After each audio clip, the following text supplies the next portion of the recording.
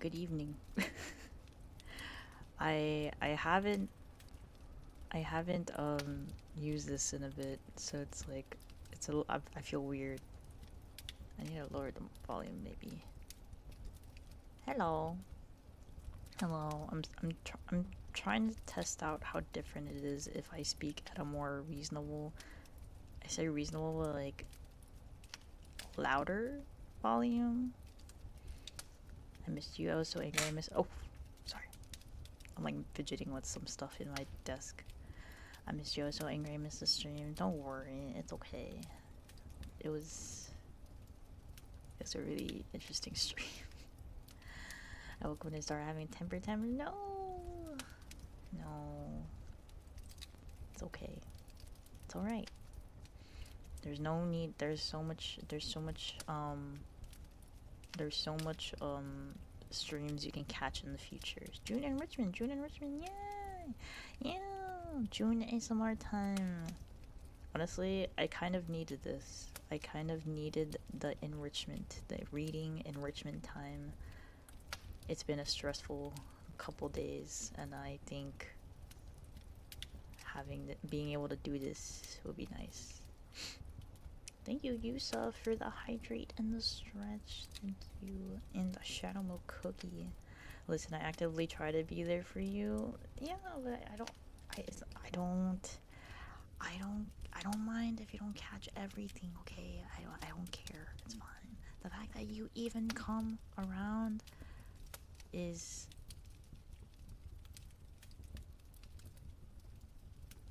I'm forgetting words. Understand though? Well, thank you. Thank you for taking the effort to come here every so often. I'm putting a shadow milk cookie. He is watering you guys. Yeah. He's gonna water the chat. We love June. Thank you.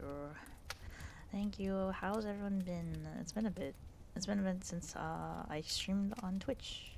And I say that as if I don't stream every time on Sundays and Tuesdays. Like, sure, I can watch other people, but I'm biased. Ooh. Thank you for always wanting to watch me. Thank you. But yeah. We're gonna be doing ASMR reading. We're gonna continue The Handmaid's Tale. How far did we get? We were like at 150 or something. 150? Yeah, we're like on 151 right now.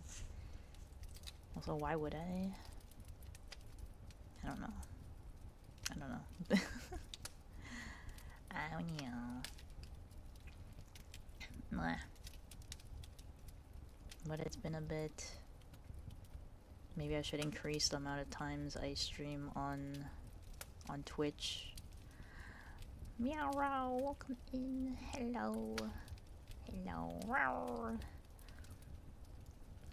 Yeah, maybe I should increase the amount of times I stream on Twitch. It feels like a little bit like I neglect you guys when I don't stream for the next 5 days.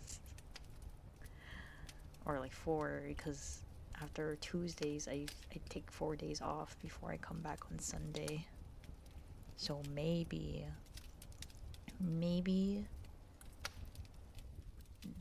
I stream more. Maybe.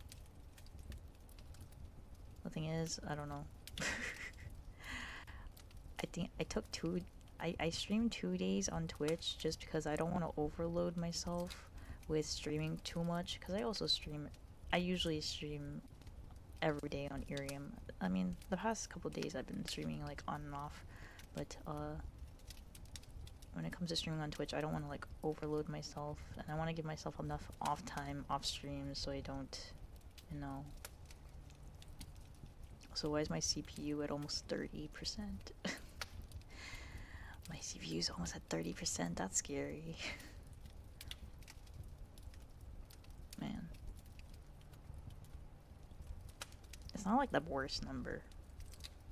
But Also, I haven't updated OBS in a while. I updated OBS when I opened it today, and then I never realized the audio mixer changes. I understand time management is important. Yeah, yeah. Oh, I forgot to turn back my AC back on. Okay, give me a second. I'm going to turn my AC on. It's not like hot right now, but I need a buffer for whenever my PC is fanning. Give me a second. I'll be back. Yeah.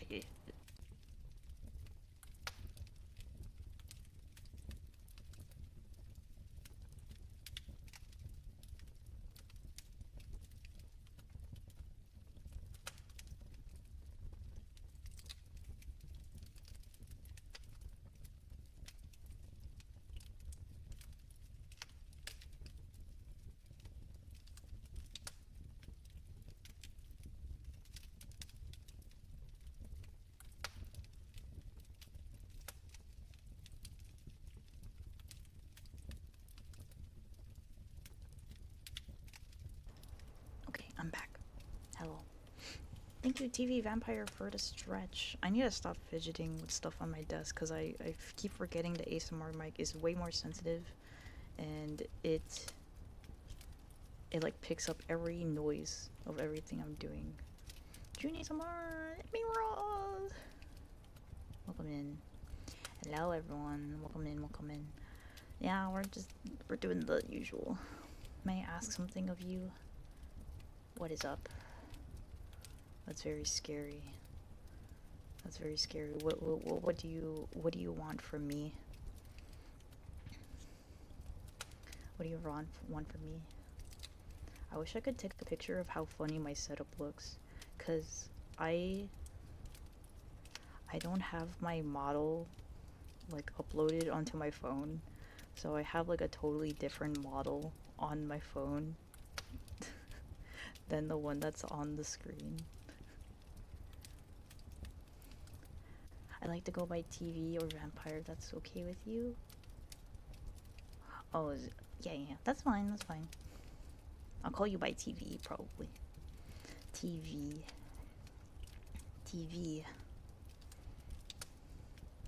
Oh yeah, cause I call you like the full thing, the full name.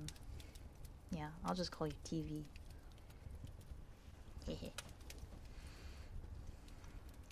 You know, I like the fireplace ambience. I put it on for the last stream, I think like in the middle of it, because I put on like library ambience, and then I was like, why can't I hear anything? And then someone else was like, it's a library, you're not supposed to hear anything. The fireplace ambience is cozy. Yeah, thank you. I'm glad. I think I might have put it too loud though. But it's not like it's like music or anything. Oh, also, if you hear any other noises, it's probably my dog. But for now, he's like under my desk chilling. He's chilling under my desk right now.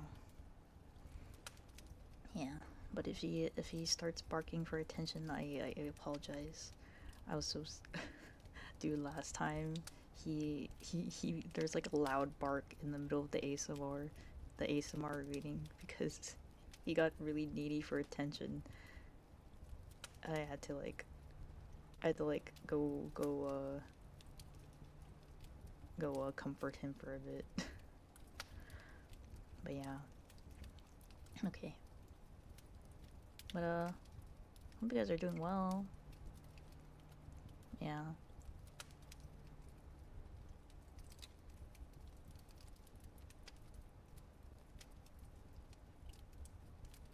I hate how you can tell like which way everything is just by the model. Okay. Cause I have you on the left here, but then I'm looking at my face right here, and yeah, you could tell I'm like looking at my own face. But the chat's over here, of course. Okay. But, yeah. Continuation of The Handmaid's Tale. Pretty much just feel free to, like, just listen. Oh, wait. I need to make my warning for the reading, because there is a bit of sensitive topics in this book.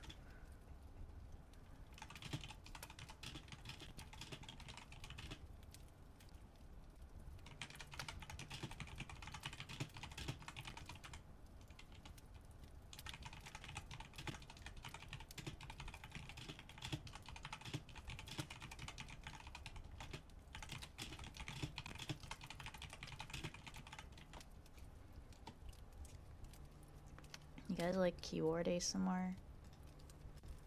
Keyword ASMR is nice. Hope that was nice to listen to. Also, I'm sorry if you hear my PC fan. The AC hasn't kicked in yet, so... Also, my CPU's at 30, so... I think it's because I downloaded some games as of recently, so there's less space. Yes, yeah. Oh, there's my AC. Okay. But yes, we're gonna be continuing The Handmaid's Tale. We're on page 151. We're like at... because there's like almost 300 pages. So we're like halfway through the book. We're halfway through the book. We're at...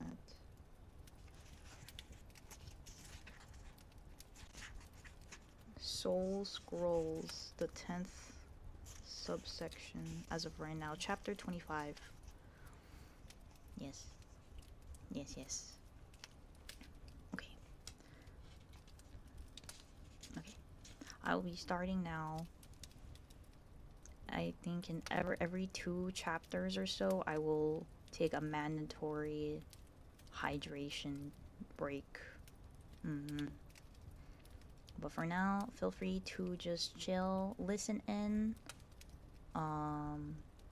You guys can chat, but since I'll be focused on reading, I probably won't be able to address you like immediately, okay?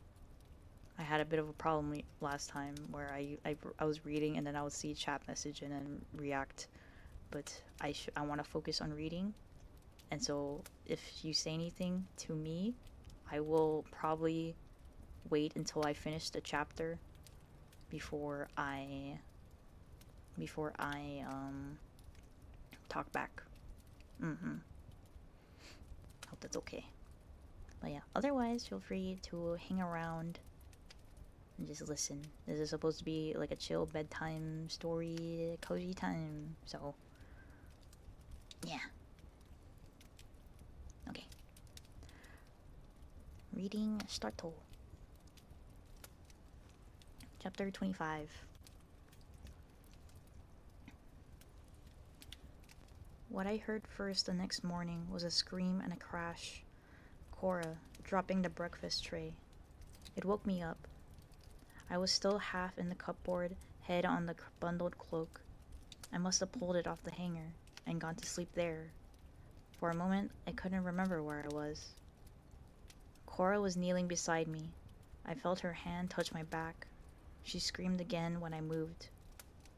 "What's wrong?" I said. I rolled over, pushed myself up. "Oh," she said. She thought, what?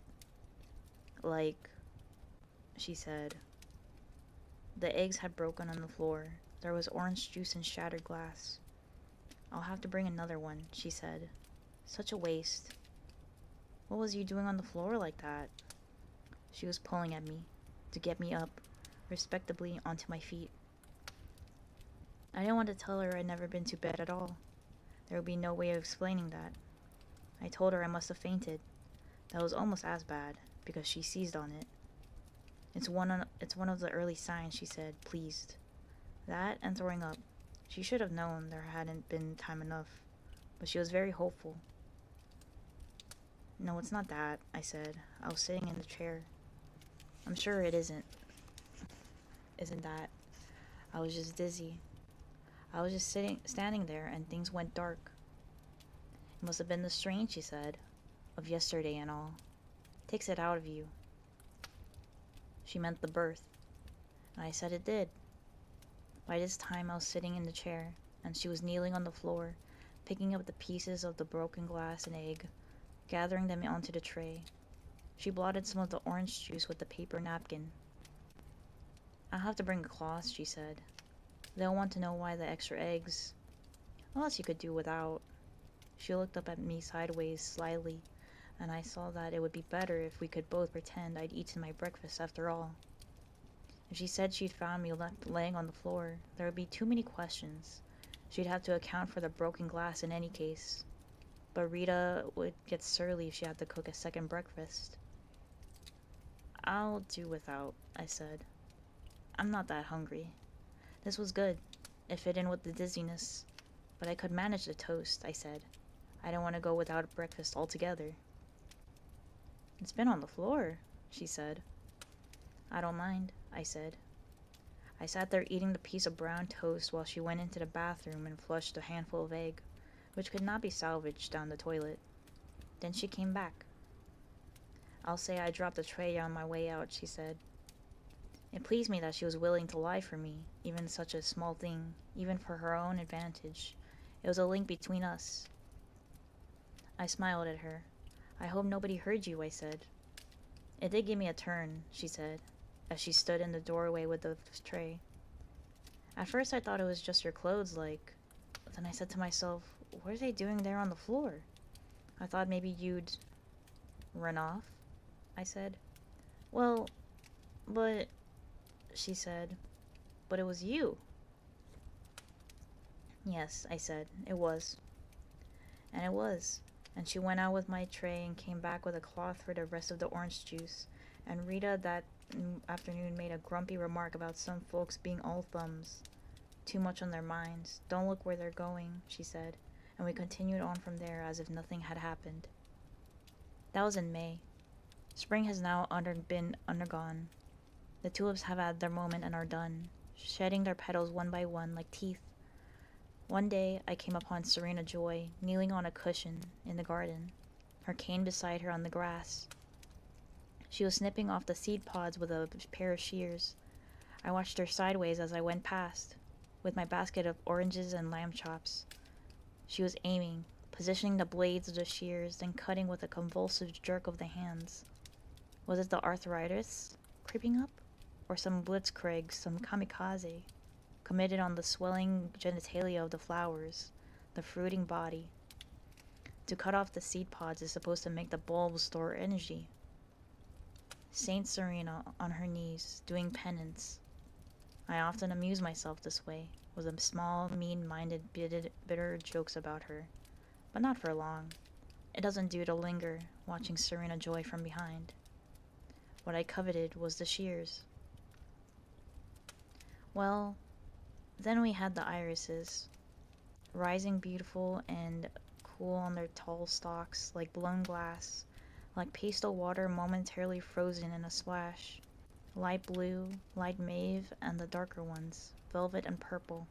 Black cat's ears in the sun, indigo shadow, and the bleeding hearts, so female in shape it was a surprise they'd not long since been rooted out. There is something subversive about this garden of Serena's, a sense of buried things bursting upwards, wordlessly, into the light, as if the point to say, whatever is silenced will clamor to be heard, though silently.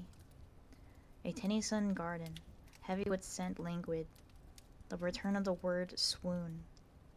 Light pours down upon it from the sun, true, but also heat rises from the flowers themselves. You can feel it.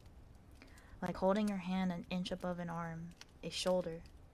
It breathes, in the warmth, breathing itself in. To walk through it in these days of peonies, of pinks and carnations, makes my head swim. The willow is in full plumage and is no help, with its insinuating whispers. Rendezvous, it says. Terraces. The sibilants run up my spine, a shiver as if in fear. The summer dress rustles against the flesh of my thighs. The grass grows underfoot. At the edges of my eyes there are movements. In the branches, feathers, flittings, grace notes, tree into bird, metamorphosis run wild. Goddesses are possible now, and the air suffuses with desire. Even the bricks of the houses are softening, becoming tactile. If I leaned against them, they'd be warm and yielding. It's amazing what denial can do. Did the sight of my ankle make him lightheaded, faint, at the checkpoint yesterday when I dropped my pass and let him pick it up for me? No handkerchief, no fan. I use what's handy. Winter is not so dangerous. I need hardness, cold, rigidity, not this heaviness, as if I'm a melon on stem, this liquid ripeness. The commander and I have an arrangement. It's not the first such arrangement in history, though the shape it's taken is not the usual one. I visit the commander 2 or 3 nights a week, always after dinner, but only when I get the signal. The signal is Nick. If he's polishing the car when I set out for the shopping, or when I come back, and if his hat is on skew or not at all, then I go. If he isn't there, or if he has his hat on straight, then I stay in my room in the ordinary way. On ceremony nights, of course, none of this applies. The difficulty is the wife, as always. After dinner she goes to the bedroom, where she could conceivably hear me as I sneak along the hall, although I take care to be very quiet. Or she stays in the sitting room, knitting away at her endless angel scarves, turning out more and more yards of intricate and useless wool people. Her form of procreation. It must be. The sitting room door is usually left ajar when she's in there, and I don't dare to go past it. When I've had the signal but I can't make it, down the stairs or along the hall past the sitting room, the commander understands. He knows my situation, none better. He knows all the rules. Sometimes, however, Serena Joy is out, visiting another commander's wife, a sick one. That's the only place she could conceivably go by herself in the evenings. She takes food, a cake or pie or loaf or baked bread by Rita, or a jar of jelly made from the mint leaves that grow in her garden. They get sick a lot, these wives of the commanders. It adds interest to their lives. As for us, the handmaids and even the Marthas, we avoid illness. The Marthas don't want to be forced to retire, because who knows where they go. You don't see that many old women around anymore. And as for us, any real illness, anything lingering, weakening, a loss of flesh or appetite, a fall of hair, a failure of the glands, would be terminal. I remember Cora, earlier in the spring, staggering around even though she had the flu, holding on the floor the door frames when she thought no one was looking, being careful not to cough. A slight cold, she said when Serena asked her. Serena herself sometimes takes a few days off, tucked up in bed. Then she's the one to get the company. The wives rustling up the stairs, clucking and cheerful. She gets the cakes and the pies and the jelly, the bouquets of flowers from their gardens. They take turns. There is some sort of list, invisible, unspoken. Each is careful not to hog more than her share of the attention. On the nights when Serena's due to be out, I'm sure to be summoned. The first time, I was confused. His needs were obscure to me, and what I could perceive of them seemed to be ridiculous, laughable, like a fetish for lace-up shoes. Also, there had been a letdown of sorts. What had I been expecting behind that closed door the first time? Something unspeakable? Down on all fours, perhaps? Perversions, whips, mutilations? At the very least, some minor sexual manipulation, some bygone peccadillo now denied him, prohibited by law and punishable by amputation. To be asked to play Scrabble, instead, as if we were an old married couple, or 2 children, seemed kinky in the extreme, a violation in its own way. As a request, it was opaque. So when I left the room, it still wasn't clear to me what he wanted, or why, or whether I could fulfill any of it for him. If there's to be a bargain, the terms of exchange must be set forth. This was something he certainly had not done. I thought he might be toying, some cat and mouse routine. But now I think that his motives and desires weren't obvious even to him. They had not yet reached the level of words. The second evening began in the same way as the first. I went to the door, which was closed, knocked on it, was told to come in. Then followed the same two games with the smooth beige counters. Prolix, quartz, quandary, sylph, rhythm. All the old tricks with consonants I could dream up or remember. My tongue felt thick with the effort of spelling. It was like using a language I'd once known but had nearly forgotten. A language having to do with customs that had long before passed out of the world. Café au lait at an outdoor table with a brioche, absinthe in a tall glass, or a shrimp in a cornucopia of newspaper. Things I'd read about once but had never seen. It was like trying to walk without crutches, like those phony scenes in old TV movies. You can do it. I know you can. That was the way my mind lurched and stumbled, among the shape R's and T's, sliding over the ovoid vowels as if on pebbles. The commander was patient when I hesitated, or asked him for a correct spelling. We can always look it up in the dictionary, he said. He said we. The first time I realized he'd let me win. That night I was expecting everything to be the same, including the goodnight kiss. But when Huey finished the second game, he sat back in his chair. He placed his elbows on the arms of the chair, the tips of his fingers together, and looked at me. I have a little present for you, he said. He smiled a little. Then he pulled open the top drawer of his desk and took something out. He held it a moment, casually enough, between thumb and finger, as if deciding whether or not to give it to me. Although it was upside down from where I was sitting, I recognized it. They were once common enough. It was a magazine. A woman's magazine, it looked like from the picture. A model on glossy paper, hair blown, neck scarfed, mouth lipstick, the fall fashions. I thought such magazines had all been destroyed, but here was one, left over, in the commander's private study, where you'd least expect to find such a thing. He looked down at the model, who was right side up to him. He was still smiling, that wistful smile of his. It was a look you'd give to an almost extinct animal at the zoo. Staring at the magazine, as he dangled it before me like fish bait, I wanted it. I wanted it with a force that made the ends of my fingers ache. At the same time, I saw this longing of mine as trivial and absurd, because I'd taken such magazines lightly enough once. I'd read them in dentist offices, and sometimes on planes.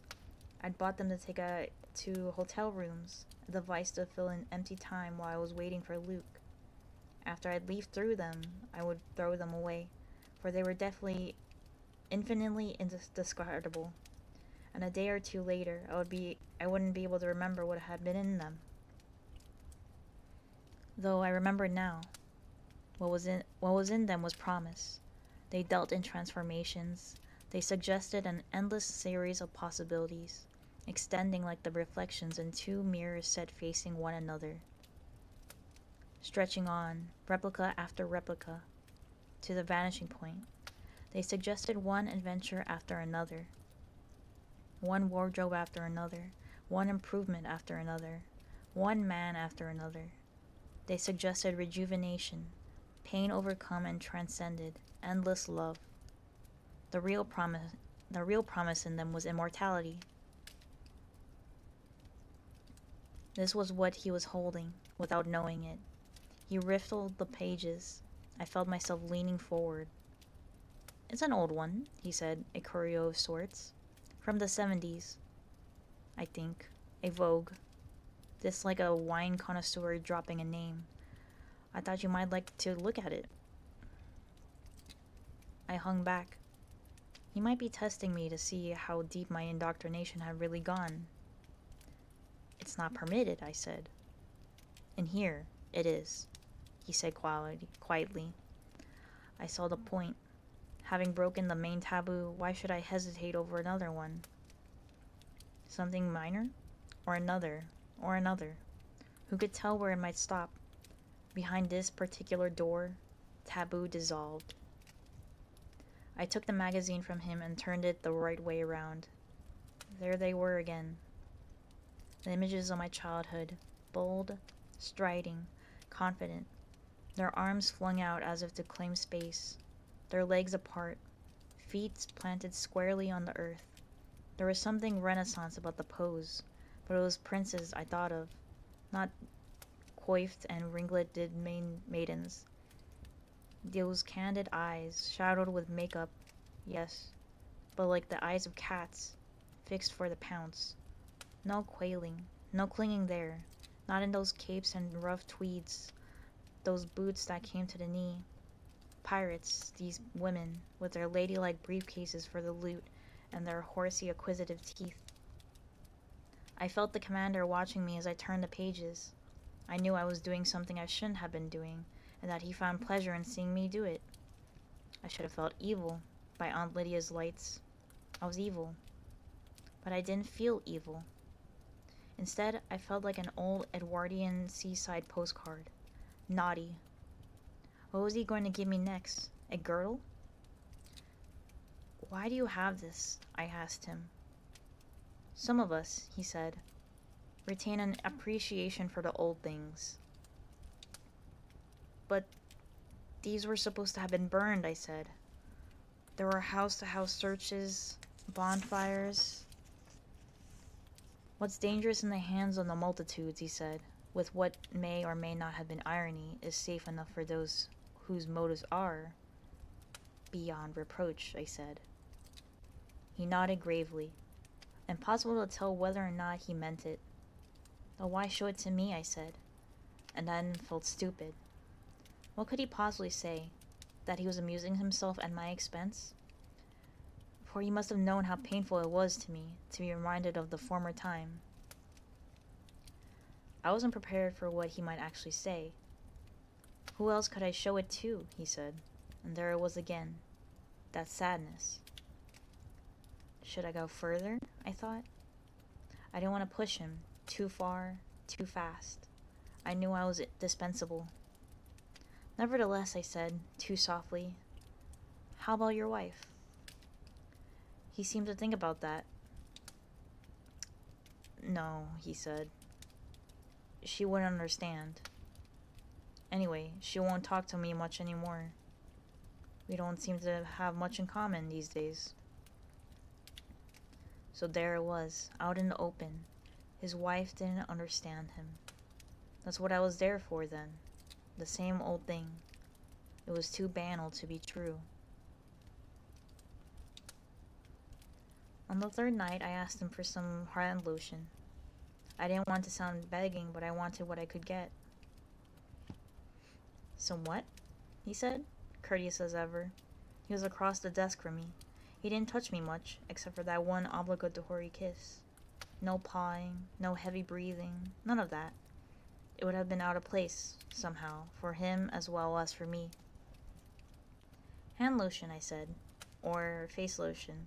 Our skin gets very dry for some reason. For some reason I said our instead of my. I would have liked to ask for some bath oil in those little colored globules you used to be able to get that were so much like magic to me when they existed in the round glass bowl in my mother's bathroom at home. But I thought he wouldn't know what they were. Anyway, they probably weren't made anymore. Dry? The commander said, as if he'd never thought about that before. What do you do about it? We use butter, I said, when we can get it. Or margarine. A lot of the time it's margarine. Butter, he said, musing. That's very clever. Butter. He laughed. I could have slapped him. I think I could get some of that, he said, as if indulging a child's wish for bubblegum. But she might smell it on you. I wondered if this fear of his came from his past experience. Long past. Lipstick on the collar, perfume on the cuffs, a scene, late at night in some kitchen or bedroom. A man devoid of such experience wouldn't think of that, unless he's craftier than he looks. I'd be careful, I said. Besides, She's never that close to me. Sometimes she is, he said. I looked down. I'd forgotten about that. I could feel myself blushing. I won't use it on those nights, I said. On the fourth evening, he gave me the hand lotion in an unlabeled plastic bottle. It wasn't very good quality. It smelled faintly of vegetable oil. No lily of the valley for me. It may have been something they made up for use in the hospitals or on bed sores, but I thanked them anyway. The trouble is, I said, I don't have anywhere to keep it. In your room, he said, as if it were obvious. They'd find it, I said. Someone would find it. Why? He asked, as if he really didn't know. Maybe he didn't. It wasn't the first time he gave evidence of being truly ignorant of the real conditions under which we lived. They look, I said. They look in all our rooms. What for? He said. I think I lost control then, a little. Razor blades, I said. Books, writing, black market stuff. All the things we aren't supposed to have. Jesus Christ, you ought to know. My voice was angrier than I intended, but he didn't even wince. Then you'll have to keep it here, he said. So that's what I did. He watched me, smoothing it over my hands and then my face, with that same air of looking in through the bars. I wanted to turn my back on him. It was as if we were in the bathroom with me, but I didn't dare. For him, I must remember, I am only a whim.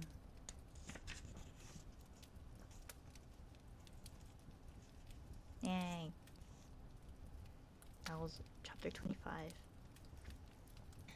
I thought I was gonna do like drinking water every 2 chapters, but I think I'm gonna drink water now. Give me a second.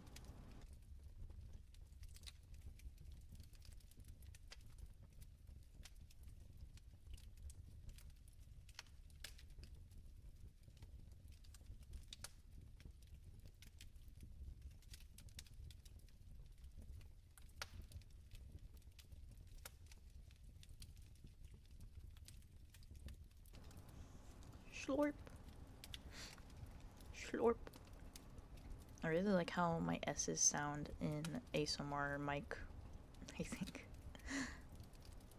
I like how they sound. Okay, continuing on. Chapter 26. I don't know where we're going to end. I think we're going to end at like...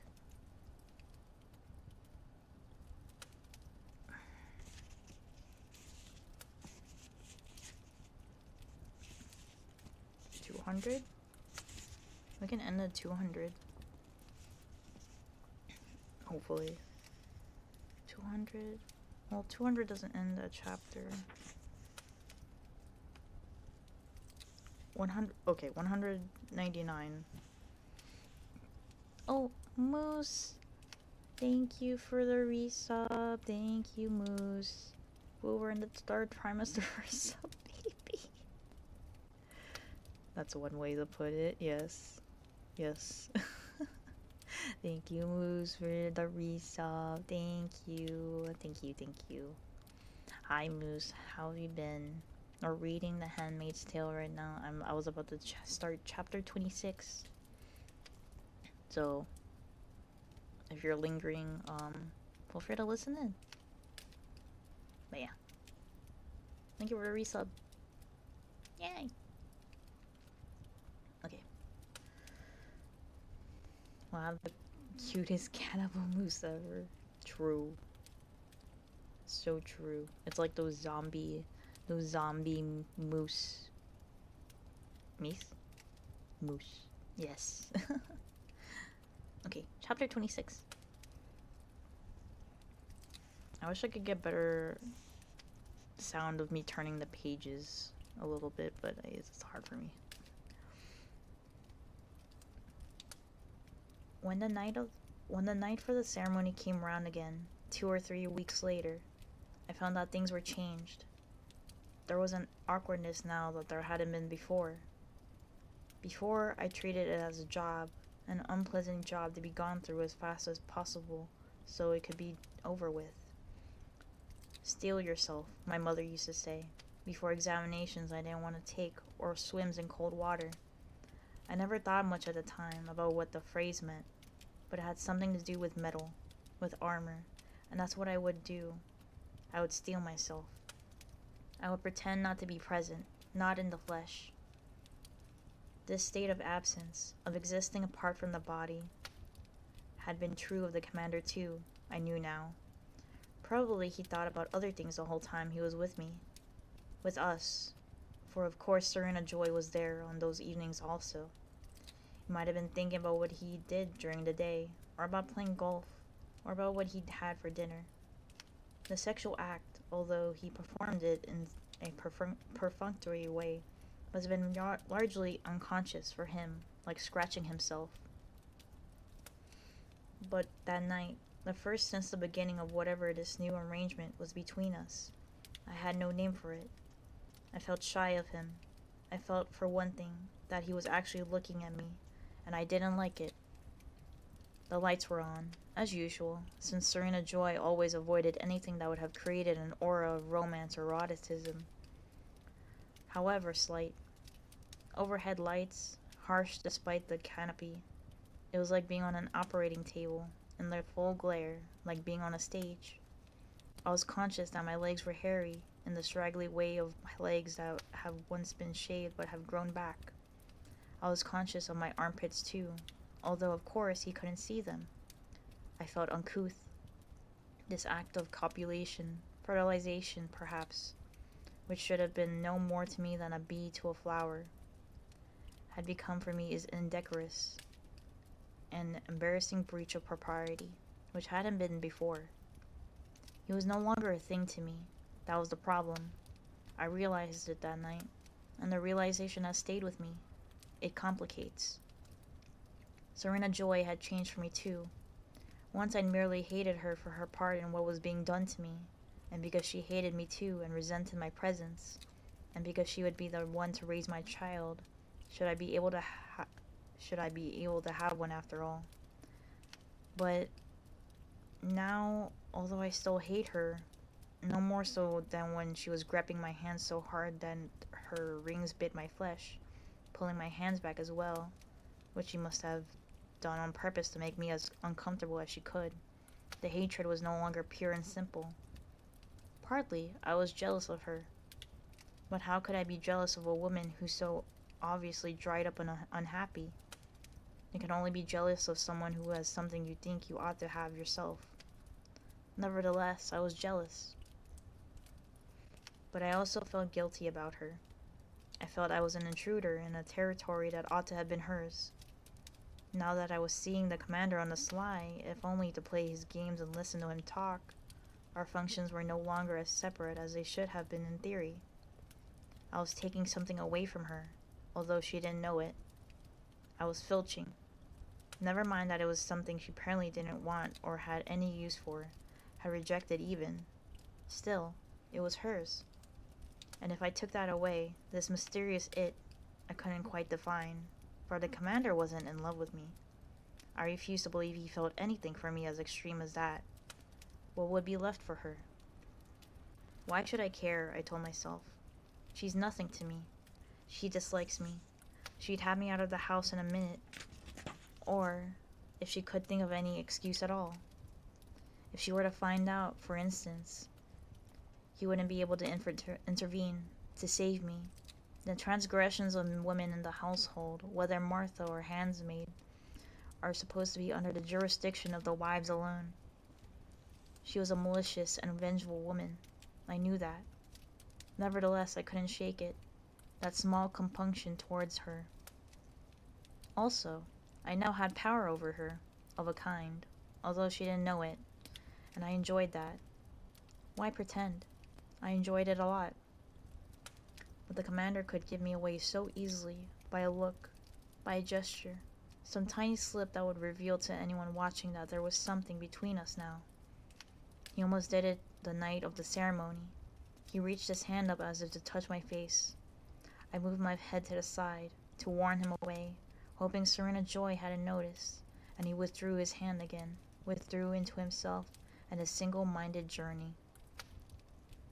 Don't do that again, I said to him the next time we were alone. Do what? He said. Try to touch me like that when she's there. Did I? He said. You could get me transferred, I said, to the colonies. You know that, or worse. I thought he should continue to act in public as if I were a large vase or a window, part of the background, inanimate or transparent. I'm sorry, he said. I didn't mean to. But I find it... What? I said, when he didn't go on. Impersonal, he said. How long did it take you to find that out? I said. You can see from the way I was speaking to him that we were already on different terms. For the generations that come after, Aunt Lydia said, it will be so much better. The women will live in harmony together, all in one family. You will be like daughters to them, and when the population level is up to scratch again, we'll no longer have to transfer you from one house to another, because there will be enough to go around. There can be bonds of real affection, she said, blinking at us ingratiatingly, under such conditions. Women united for a common end, helping one another in their daily chores as they walk the path of life together, each performing her appointed task. Why expect one woman to carry out all the functions necessary to the serene running of a household? It isn't reasonable or humane. Your daughters will have greater freedom. We are working towards the goal of a little garden for each one of you. The clasped hands again, the breathy voice, and that's just for one instance. The raised finger wagging at us. But we can't be greedy pigs and demand too much before it's ready, now can we? The fact is that I'm his mistress. Men at the top have always had mistresses. Why should things be any different now? The arrangements aren't quite the same, guaranteed. The mistress used to be kept in a minor house or apartment of her own, and now they're amalgamated things. But underneath it's the same, more or less. Outside woman, they used to be called, in some countries. I'm outside woman. It's my job to provide what is otherwise lacking, even the Scrabble. It's an absurd as well as an ignominious position. Sometimes I think she knows. Sometimes I think they're in collusion. Sometimes I think she put him up to it and is laughing at me as I laugh from time to time and with irony at myself. Let her take the weight, she can say to herself. Maybe she's withdrawn from him, almost completely. Maybe that's her version of freedom. But even so, and stupidly enough, I'm happier than I was before. It's something to do, for one thing. Something to fill the time at night, instead of sitting alone in my room. It's something else to think about. I don't love the commander or anything like it, but he's of interest to me. He occupies space. He's more than a shadow. And I for him. To him, I'm no longer merely a usable body. To him, I'm not just a boat with no cargo, a chalice with no wine in it, an oven, to be crude, minus the bun. To him, I am not merely empty. That was chapter 26. Yippee! Yeah, we'll probably just go until 200. There's not a lot of pages since last time, but even though I'm reading, I have like I was like saying like, oh, I'm glad to be able to do this again. I am still a bit tired. I do kind of want to rest or like do like wind down myself tonight after, so I'll probably like end once I hit the 200 pages. 200 I'm gonna do 220 actually. I don't want to leave too soon because I feel like that would at least be like maybe an hour and a half or like I don't know. Thank you for the stream streak, Yuxty. Thank you for shouting out Cookie as well. Let me add him before I start the next chapter.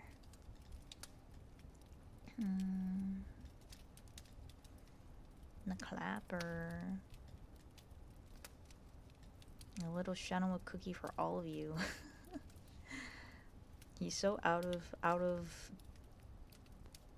like, he's so random to have on here. He's so random to have. He doesn't even fit with the background. It's cute though. Little, wait, maybe if I add him as like, if I just have him on like little parts of the background, that'd be so cute. Oh, like he's on the couch while I'm reading. And then move this one. The only problem is that it does like, it's like he's so watering the plants here. The only problem is that the camera does move a little bit, because I made it do that, but it's cute. It's cute. Little shadow milks in the background. If it's not okay, for people who are new here, if it's not very obvious, I am a big shadow milk cookie fan from Cookie Run Kingdom. There will never be a screen where he's not on my stream. Okay, I have redeems. I have like the redeem to add his sprites on my screen, and I usually have like a little schmilk on my shoulder too. But I take it off for ASMRs. Yeah. But yeah, that's all I gotta say. Okay. Chapter 27. Chapter 27. Yow! I don't know what that sound was, I'm sorry. Okay. I walk with Offglen along the summer street. It's warm, humid. This would have been sundress and sandals weather once. In each of our baskets are strawberries. The strawberries are in season now, so we'll eat them until we're sick of them. And some wrapped fish. We got the fish at Loaves and Fishes with its wooden sign, a fish with a smile and eyelashes. It doesn't sell loaves though. Most households bake their own, though you can get dried up rolls and wizened donuts at Daily Bread if you run short. Loaves and Fishes is hardly ever open. Why bother opening when there's nothing to sell? The sea fisheries were defunct several years ago. The few fish they have now are from fish farms and taste muddy. The news says the coastal areas are being rested. Sole, I remember, and haddock, swordfish, scallops, tuna, lobsters stuffed and baked, salmon, pink and fat, grilled in steaks. Could they all be extinct, like the whales? I've heard that rumor, passed on to me in the soundless words, the lips hardly moving, as we stood in line outside, waiting for the store to open, lured by the picture of succulent white fillets in the window. They put the picture in the window when they have them something, take it away when they don't. Sign language. Offglen and I walk slowly today. We are hot in our long dresses, wet under the arms, tired.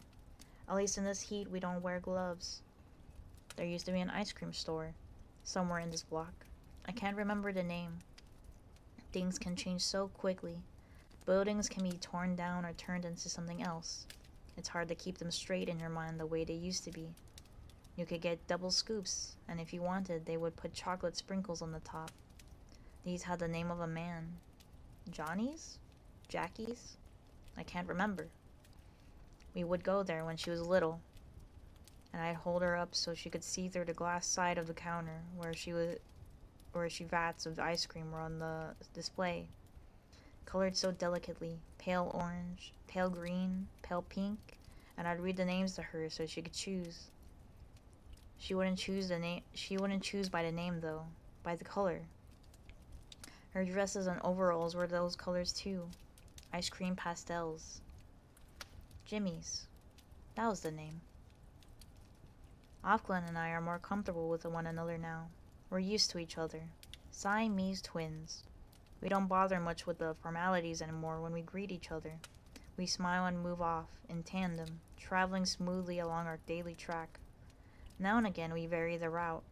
There's nothing against it, as long as we stay within the barriers. A rat in a maze is free to go anywhere, as long as it stays within the maze. We've been to the stores already, and the church. Now we're in the wall.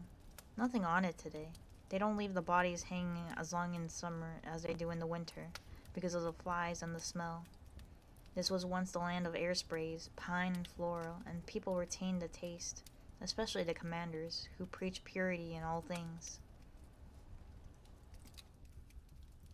You have everything on your list?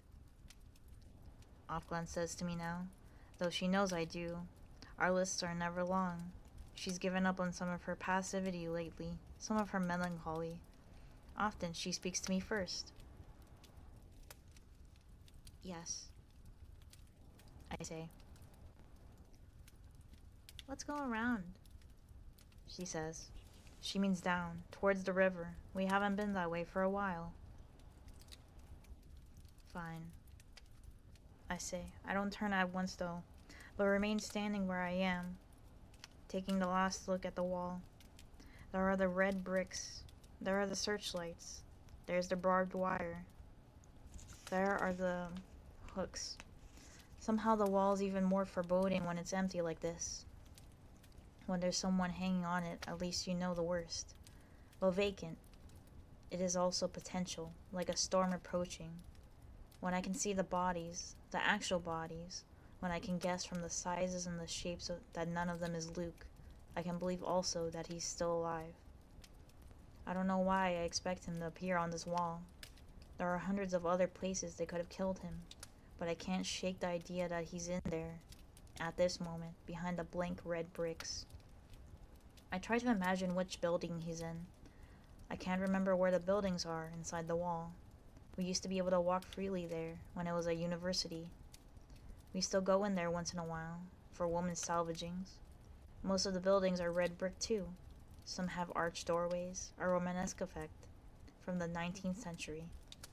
We aren't allowed inside the buildings anymore, but who would want to go in? Those buildings belong to the eyes. Maybe he's in the library. Somewhere in the vaults, the stacks. The library is like a temple. There's a long flight of white steps leading to the rank of doors. Then inside, another white staircase going up. To either side of it, on the wall, there are angels. Also, there are men fighting, or about to fight, looking clean and noble, not dirty and bloodstained and smelly the way they must have looked. Rectory is on one side of the inner doorway, leading them on, and death is on the other. It's a mural in honor of some war or other. The men on the side of death are still alive. They're going to heaven. Death is a beautiful woman, with wings and one breast almost bare. Or is that victory? I can't remember. They won't have destroyed that. Hi, Blue. We turn our backs to the walls, head left. Here there are several empty storefronts. Their glass windows scrawled with scrawled with soap. Oh. Komotsune! Thank you for the raid! Thank you! Thank you for the raid again! Oh my god, it's like this. Hello. Did you finish your game? We paused the reading. Pause, everyone. Thank you for the raid. How was your gaming? I did. Yay! That's good. Yay! I'm glad. I was there for a bit when you were playing Pal World, but I was not there for when you started that other game you said you were gonna play. But I hope you enjoyed it. I don't know what you played, but it was a little difficult to reach the end, but we did it. That's good. That's good. Hello for the people who have come with Kumatsune. Whisper of the House. Ooh. Sounds very like I guess I should just search it up. But I'm glad you had fun. I'm glad you finished it. For people who came with the raid, hello everyone. My name is June. I use any pronouns, so feel free to call me whatever you want. I am technically a flesh creature that lives at a flesh pit. I guess since we're in the library, we can just pretend like I stole someone's house and I'm using it for ASMR. Gonna take a little break and then do some arting. Yippee! Yeah, I've been seeing your posts on Twitter lately. Well, I suppose you've been doing like art practice and whatnot. It looks very good, and I really like what you've been like doodling here and there. But yeah, thank you for the read once again. If you have to read and run, feel free to.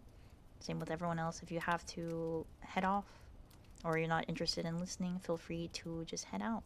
Thank you. Thank you for coming. Take care of yourselves. I'll be lurking. Okay. Thank you. I've been taking an art course. Ooh.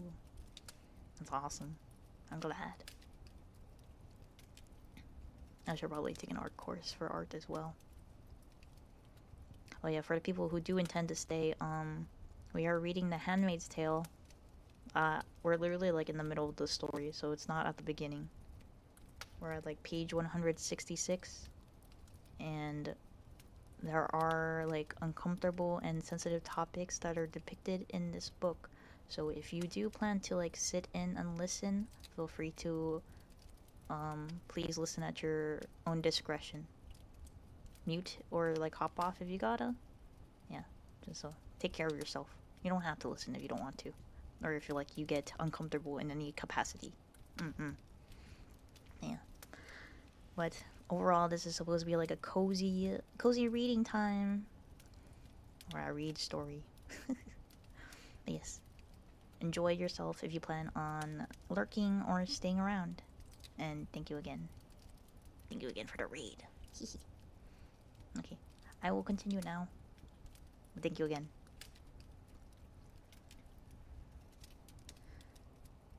We turn our backs to the wall, head left.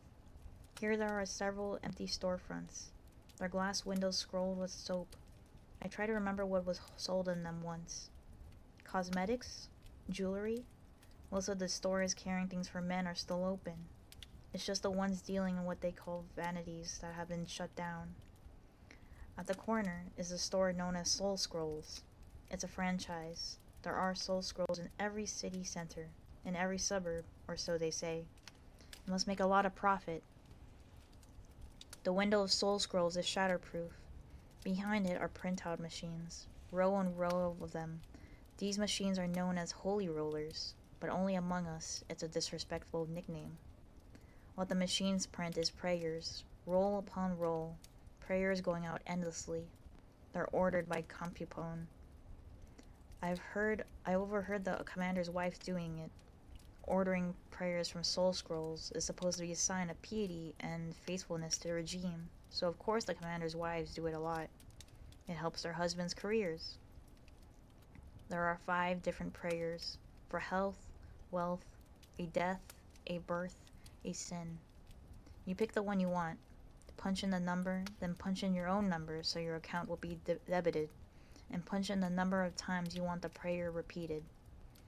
The machines talk as they print out the prayers. If you like, you can go inside and listen to them, the toneless, metallic voices repeating the same thing over and over. Once the prayers have been printed out and said, the paper rolls back through another slot and is recycled into fresh paper again. There are no people inside the building. The machines run by themselves. You can't hear the voices from outside, only a murmur, a hum, like a devout crowd on its knees. Each machine has an eye painted in gold on the side, flanked by 2 small golden wings. I try to remember what this piece sold when it was store, before it was turned into Soul Scrolls. I think it was lingerie, pink and silver boxes, colored pantyhose, brassiers with lace, silk scarves, something lost. Offglen and I stand outside Soul Scrolls, looking through the shatterproof windows, watching the prayers swell out from the machines and disappear again through the slot, back to the realm of the unsaid. Now I shift my gaze. What I see is not the machines, but Offglen, reflected in the glass of the window. She's looking straight at me. We can see into each other's eyes. This is the first time I've ever seen Offglen's eyes directly, steadily, and not aslant. Her face is oval, pink, plump but not fat, her eyes roundish. She holds my stare in the glass, level and wavering. Now it's hard to look away. There's a shock in this seeing. It's like seeing somebody naked for the first time. There is risk suddenly in the air between us, where there was none before. Even this meeting of eyes holds danger, although there's nobody near. At last, Offglen speaks. "Do you think God listens," she says, "to these machines?" She's whispering, our habit at the center. In the past, this would have been trivial enough remark, a kind of scholarly speculation. Right now, it's treason. I could scream. I could run away. I could turn from her silently, to show her I won't tolerate this kind of talk in my presence. Subversion, sedition, blasphemy, heresy, or rolled into one. I steel myself. No. She lets out her breath. In a long sigh of relief, we have crossed the invisible line together. "Neither do I," she says. "Though, I suppose it's faith of a kind," I say, like Tibetan prayer wheels. "What are those?" she asks. "I only read about them," I say. "They are moved around by the wind. They're all gone now." "Like everything," she says. Only now do we stop looking at one another. "Is it safe here?" I whisper. "I figure it's the safest place," she says. "We look like we're praying is all." "What about them?" "Them?" she says, still whispering. "You're always safest out of doors, no mic, and why would they put one here? They think nobody would dare. But we've stayed long enough. There's no sense in being late getting back." We turn away together. "Keep your head down as we talk," she says, "and lean just a little towards me. That way I can hear you better. Don't talk when there's anyone coming." We walk, heads bent as usual. I'm so excited I can hardly breathe, but I keep a steady pace. Now more than ever, I must avoid drawing attention to myself. "I thought you were a true believer," Auckland says. "I thought you were," I say.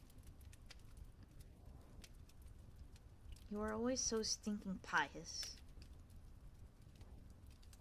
"So were you," I reply. I want to laugh, shout, hug her. "You can join us," she says. "Us?" I say. "There's an us then. There's a we. I knew it." "You didn't think I was the only one," she says. I didn't think that. It occurs to me that she may be a spy, a plant set to trap me. Such is the soil in which we grow, but I can't believe it. Hope is rising in me, like sap in a tree, blood in a wound. We have made an opening. I want to ask her if she's seen Moira, if anyone can find out what's happened to Luke, to my child, my mother even, but there's not much time. Too soon we're approaching the corner of the main street, the one before the first barrier. There will be too many people. "Don't say a word," Offglen warns me, though she doesn't need to. "In any way." "Of course I won't," I say. Who could I tell? We walk the main street in silence, past lilies, past all flesh. There are more people on the sidewalks this afternoon than usual. The warm weather must have brought them out. Women in green, blue, red stripes. Men too, some in uniform, some only in civilian suits. The sun is free. It is still there to be enjoyed, though no one bathes in it anymore, not in public. There are more cars too. Whirlwinds with their chauffeurs and their cushioned occupants. Lesser cars driven by lesser men. Something is happening. There's a commotion. A flurry among the shoals of cars. Some are pulling over to the side as if to get out of the way. I look up quickly. It's a black van with a white winged eye on the side.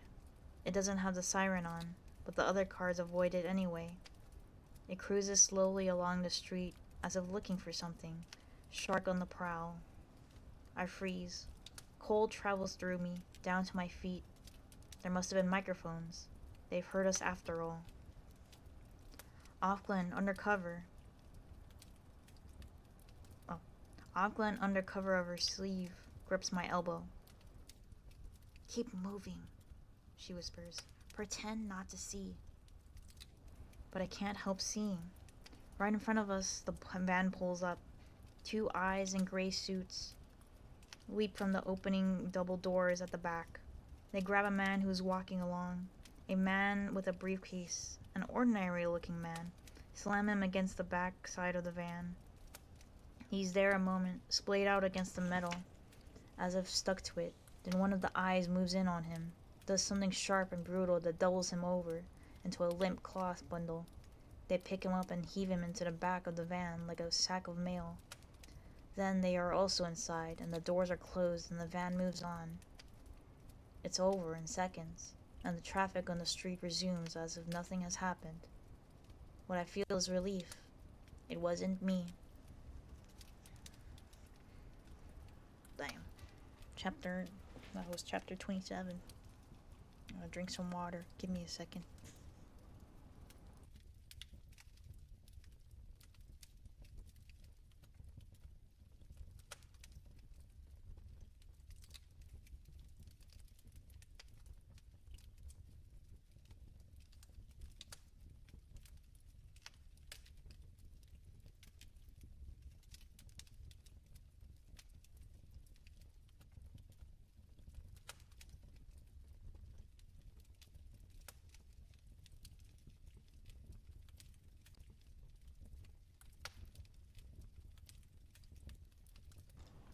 That was such an awkward visual. I'm sorry. I put on chapstick after I drank some water. I'm sorry. That was like an awkward visual. That looked really weird. Blah. We're in chapter 28 now.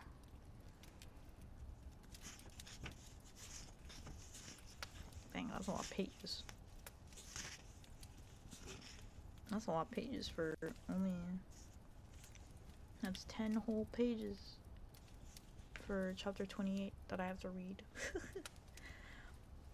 I guess once we get to the middle of it, I'll pause for a bit, see if anyone has chatted anything, and then go back. Oh my god, did you guys hear that? Sorry, that was my neck. That was my neck. It might have been louder because it's on the ASMR mic. My bad. My bad. Okay. Now we start chapter 28.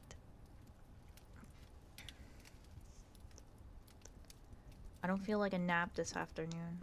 There's still too much adrenaline. I sit on the window seat, looking out through the semi-sheer of the curtains. White nightgown. The window's as open as it goes. There's a breeze, hot in the sunlight, and the white cloth blows across my face.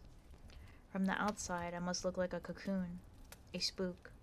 Face enshrouded like this, only the outlines visible of nose, bandaged mouth, blind eyes.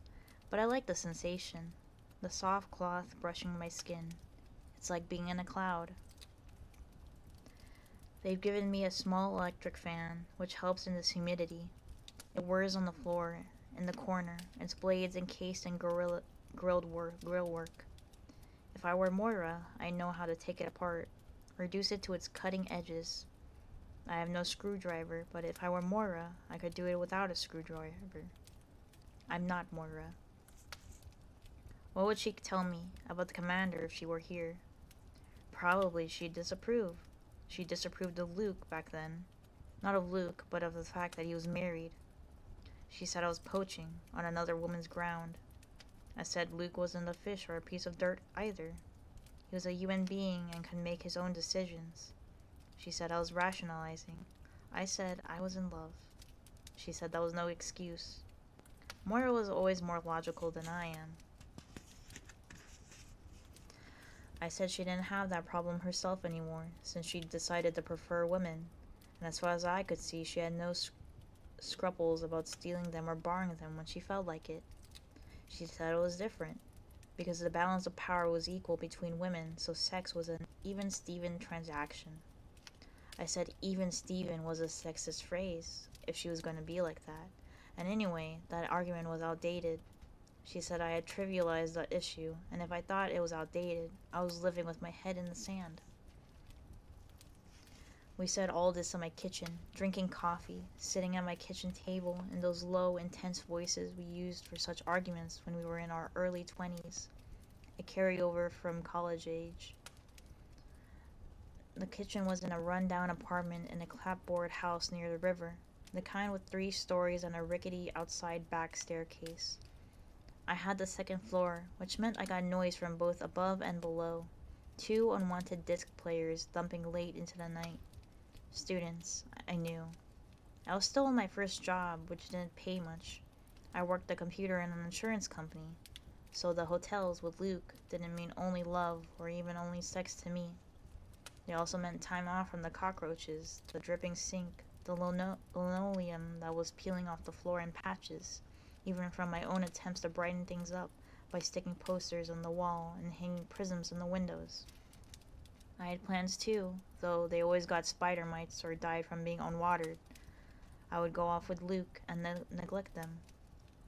I said there was more than one way of living with your head in the sand, and that if Moira thought she could create utopia by shutting herself up in a woman-only enclave, she was sadly mistaken. Men were not just going to go away, I said. You couldn't just ignore them. That's like saying you should go out and catch syphilis merely because it exists, Moira said. Are you calling Luca... Oh, who's Luca? Sorry. Are you calling Luke a social disease? I said. Moira laughed. Listen to us, she said. Shit. We sound like your mother. We both laughed then, and when she left, we hugged each other as usual.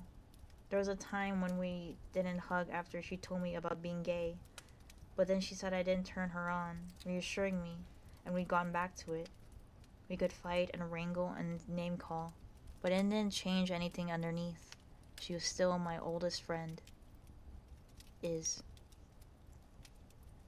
I got a better apartment after that, where I lived for the 2 years it took Luke to pry himself loose. I paid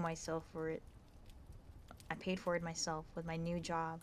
It was in a library, not the big one with Death and Victory, a smaller one.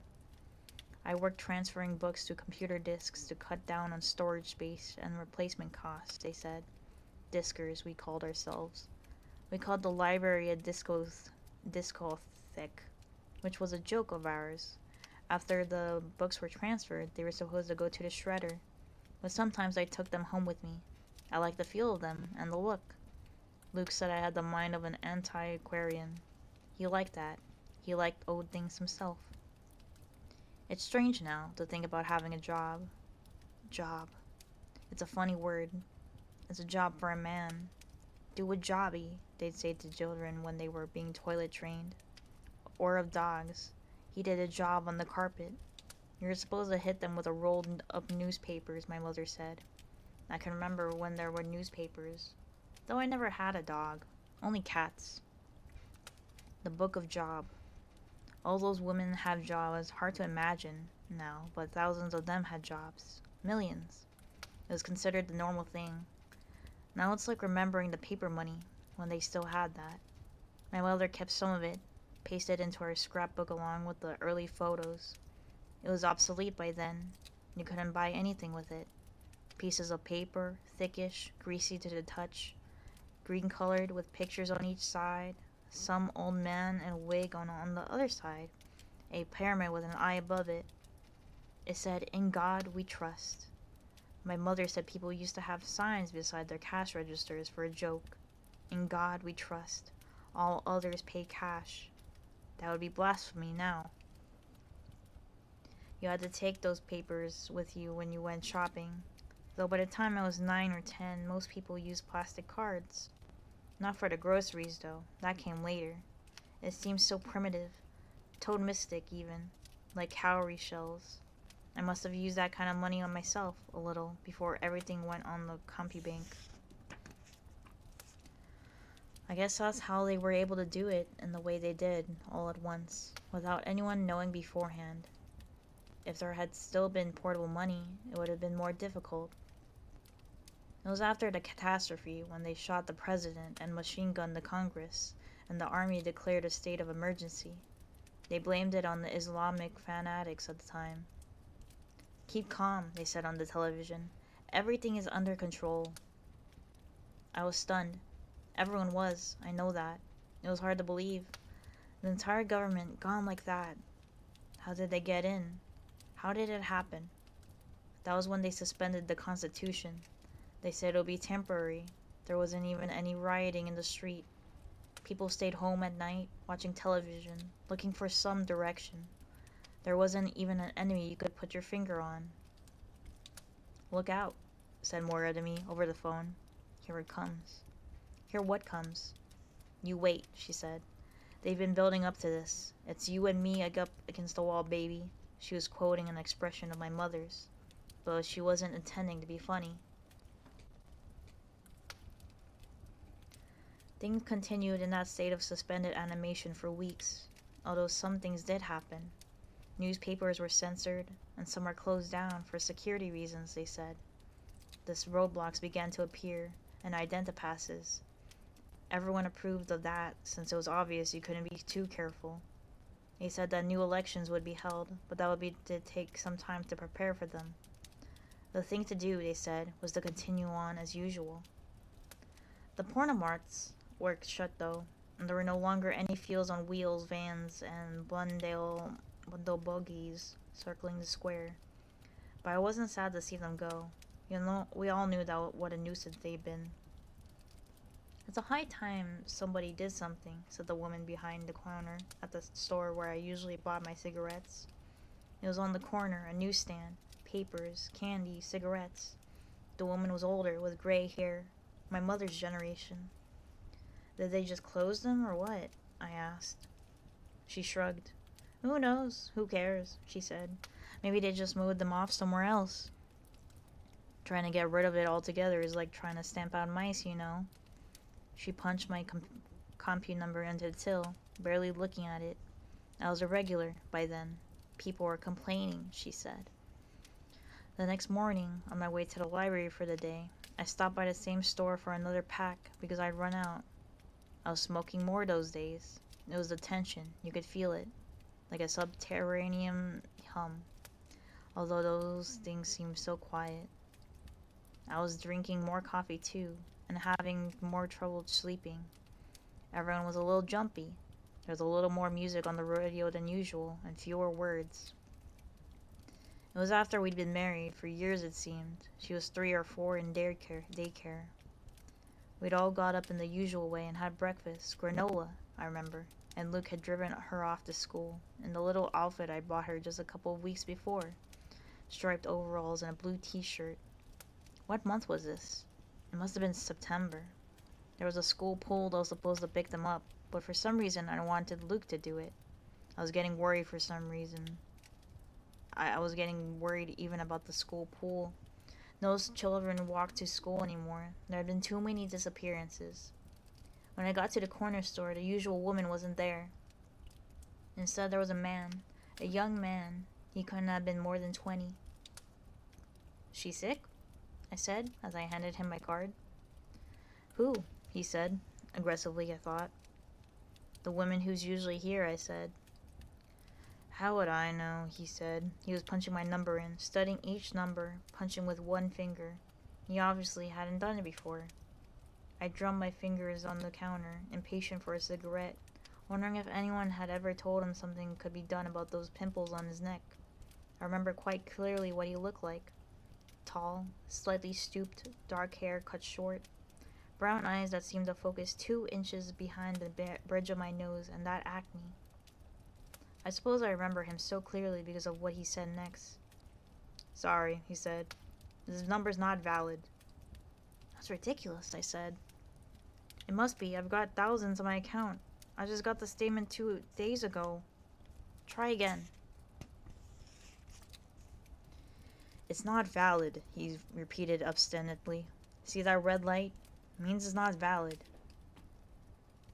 You must have made a mistake," I said. "Try it again." He shrugged and gave me a fed-up smile, but he did try the number again. This time I washed his fingers on each number and checked the numbers that came up in the window. It was my number all right, but there was a red light again. "See?" he said, still with that smile, as if he knew some private joke he wasn't going to tell me. "I'll phone them from the office," I said. The system had fouled up before, but a few phone calls usually straighten it out.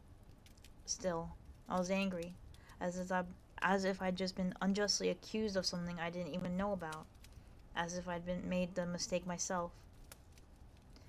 "You do that," he said indifferently. "I left the cigarettes on the counter since I hadn't paid for them. I figured I could borrow some at work." I did phone from the office, but all I got was a recording. "The lines were overloaded," the recording said. "Could I please phone back?" The line stayed overloaded all morning, as far as I could tell. I phoned back several times, but no luck. Even that wasn't too unusual. About 2 o'clock after lunch, the director came into the disking room. "I have something to tell you," he said. He looked terrible. His hair was untidy. His eyes were pink and wobbling as though he'd been drinking. We all looked up, turned off our machines. There must have been 8 or 10 of us in the room. "I'm sorry," he said. "But it's the law. I really am sorry." "For what?" somebody said. "I have to let you go," he said. "It's the law. I have to. I have to let you all go." He said this almost gently, as if we were all wild animals, frogs he caught in a jar, as if I were being humane, as if he were being humane. "We're being fired?" I said. I stood up. "But why?" "Not fired," he said. "Let go. You can't work here anymore. It's the law." He ran his hands through his hair, and I thought, he's gone crazy. The strain has been too much for him, and he's blown his wiring. "You can't just do that," said the woman who sat next to me. This sounded false, improbable, like something you would say on television. "It wasn't me," he said. "You don't understand. Please, go. Now." His voice was rising. "I don't want any trouble. If there's trouble, the books might be lost. Things will get broken." He looked over his shoulder. "They're outside," he said. "In my office. If you don't go now, they'll come in themselves. They gave me 10 minutes. By now he sounded crazier than ever. "He's loopy," someone said out loud, which we must have all thought. But I could see out into the corridor. There were 2 men standing there in uniforms with machine guns. This was too theatrical to be true, yet there they were, sudden apparitions like Martians. There was a dreamlike quality to them. They were too vivid, too at odds with their surroundings. "Just leave the machines," he said, while we were getting our things together, filing out, as if we could have taken them. We stood in a cluster, on the steps outside the library. We didn't know what to say to one another. Since none of us understood what had happened, there was nothing much we could say. We looked at one another's faces and saw dismay, and a certain shame, as if we'd been caught doing something we shouldn't. "It's outrageous," one woman said, but without belief. What was it about this that made us feel we deserved it? When I got back to the house, nobody was there. Luke was still at work. My daughter was at school. I felt tired, bone tired, but when I sat down, I got up again. I couldn't seem to sit still. I wandered through the house from room to room. I remember touching things not even that consciously, just placing my fingers on them. Things like the toaster, the sugar bowl, the ashtray in the living room. After a while, I picked up the cat and carried her around with me. I wanted Luke to come home. I thought I should do something, take steps, but I didn't know what steps I should take. I tried phoning the bank again, but I only got the same recording. I poured myself a glass of milk. I told myself I was too jittery for another coffee and went into the living room and sat down on the sofa and put the glass of milk on the coffee table, carefully, without drinking any of it. I held the cat up against my chest as I could feel her purring against my throat. After a while, I phoned my mother at her apartment, but there was no answer. She settled down more by then. She stopped moving every few years. She lived across the river in Boston. I waited a while and phoned Moira. She wasn't there either. But when I tried it half an hour later, she was. In between these phone calls, I just sat on the sofa. What I thought about was my daughter's school lunches. I thought maybe I'd been giving her too many peanut butter sandwiches. I've been fired, I told Moira when I got her on the phone. She said she would come over. By that time, she was working for a women's collective, the publishing division. They put out books on the birth control and rape and things like that, though there wasn't as much demand for those things as there used to be. I'll come over, she said. She must have been able to tell from my voice that this was what I wanted. She got there after some time. So, she said. She drew off her jacket, sprawled into the oversized chair. Tell me. First, we'll have a drink. She got up and went to the kitchen and poured us a couple of scotches, and came back and sat down. I tried to tell her what had happened to me. When I finished, she said, "Tried getting anything on your CompuCard today, too?" "Yes," I said. I told her about that, too. "They've frozen them," she said. "Mine, too. The collective's, too. Any account with an F on it instead of an M. All they needed to do was push a few buttons. We're cut off." "But I've got over $2,000 in the bank," I said, as if my own account was the only one that mattered. "Women can't hold property anymore," she said. "It's a new law. Turn on the TV today?" "No," I said. "It's on there," she said. All over the place. She was not stunned. The way I was. In some strange way, she was gleeful, as if this was what she'd been expecting for some time. Now she'd been proven right. She even looked more energetic, more determined. "Luke can use your comp account for you," she said. "They'll transfer your number to him, or that's what they say. Husband or male next of kin." "But what about you?" I said. She didn't have anyone. "I'll go underground," she said. Some of the gays can take over our numbers and buy us things we need." "But why?" I said. "Why did they?" "Ours is not to reason why," said Moira. "They had to do it that way. The comp accounts and the jobs both at once. Can you picture the airports otherwise? They don't want us going anywhere. You can bet on that."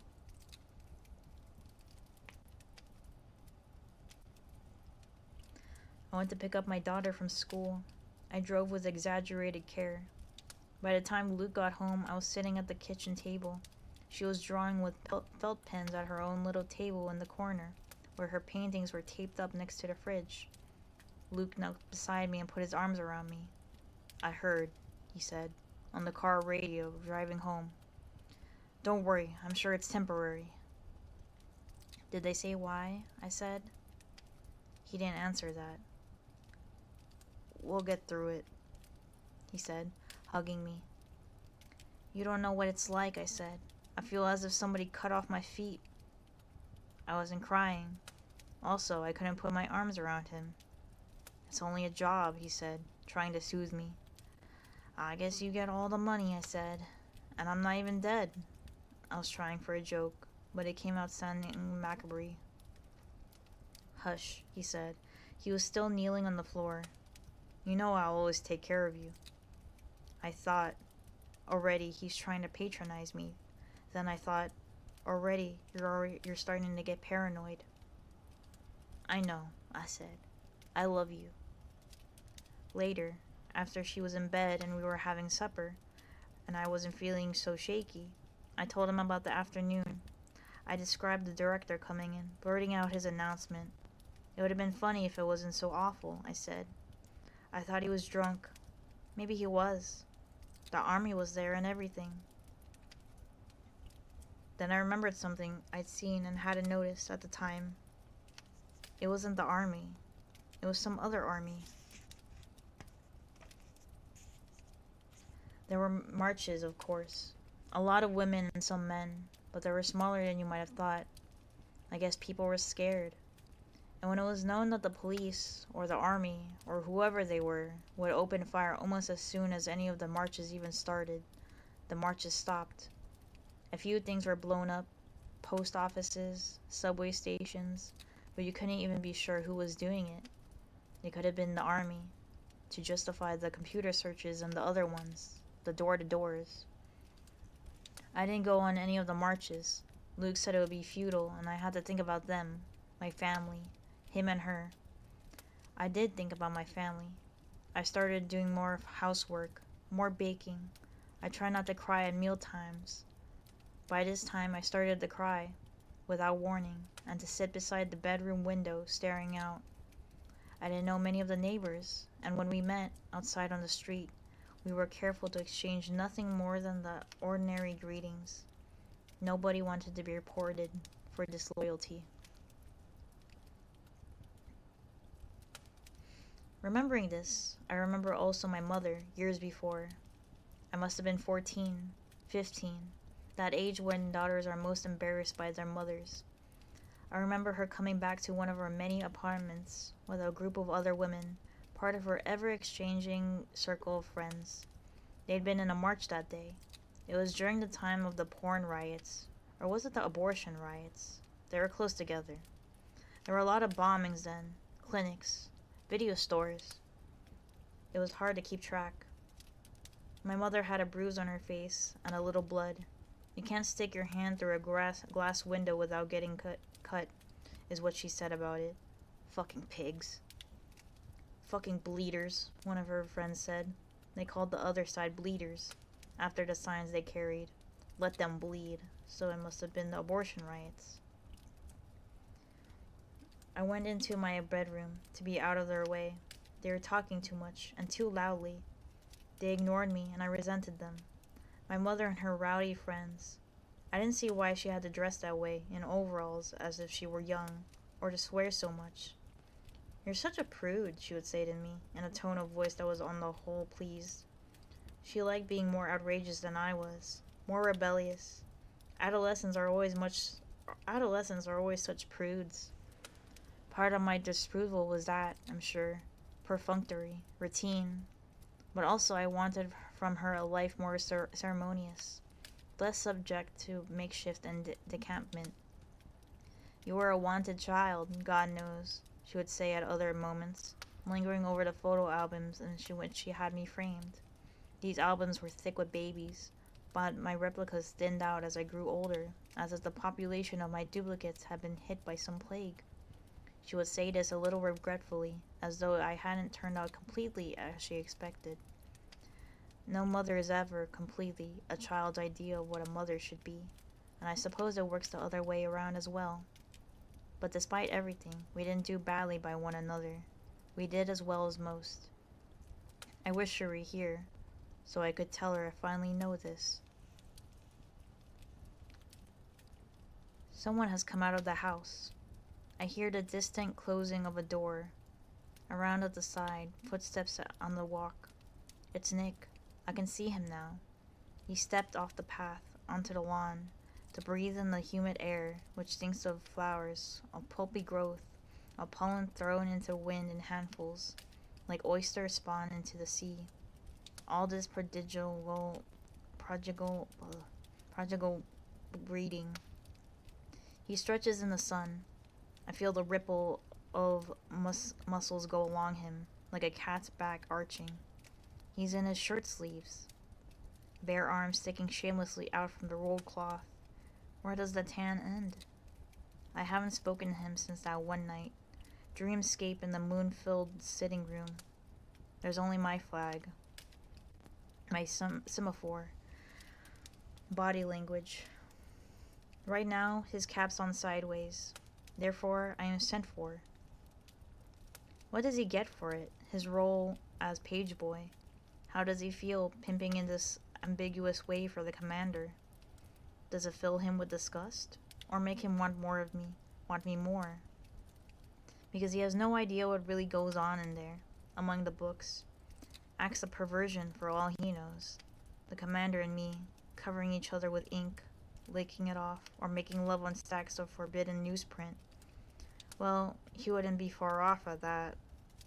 But depend on it, there's something in it for him.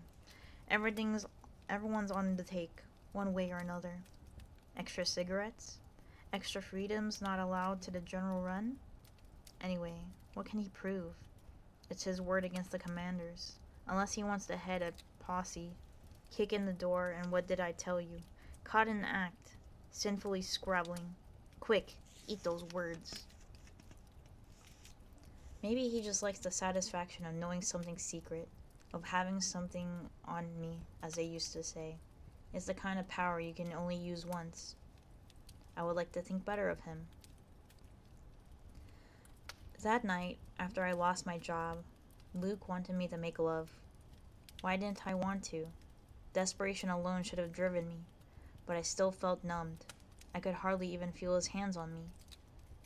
"What's the matter?" he said. "I don't know," I said. "We still have," he said, but he didn't go on to say what we still had. It occurred to me that he shouldn't be saying we, since nothing that I knew of had been taken away from him. "We still have each other," I said. It was true. Then why did I sound, even to myself, so indifferent? He kissed me then, as if now I'd say that things could get back to normal. But something had shifted, some balance. I felt shrunken, so that when he put his arms around me, gathering me up, I was small as a doll. I felt love going forward without me. He doesn't mind this, I thought. He doesn't mind it at all. Maybe he even likes it. We are not each other's anymore. Instead, I am his. Unworthy, unjust, untrue. But that is what happened. So Luke, what I want to ask you now, what I need to know is, was I right? Because we never talked about it. By the time I could have done that, I was afraid to. I couldn't afford to lose you. Damn. That was chapter 28. Interesting. Wow.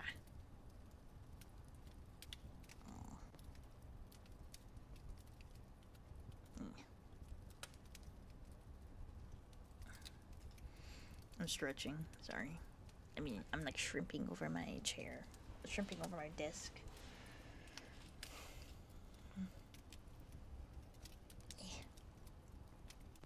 Anyway. Well, hope everyone is on a cozy time. How long is the chapter? No, it's not that long. I'm actually approaching a subsection again. Okay, let me drink some water and then we continue. Yes, Carefree? You good, Carefree? You alright? You alright over there?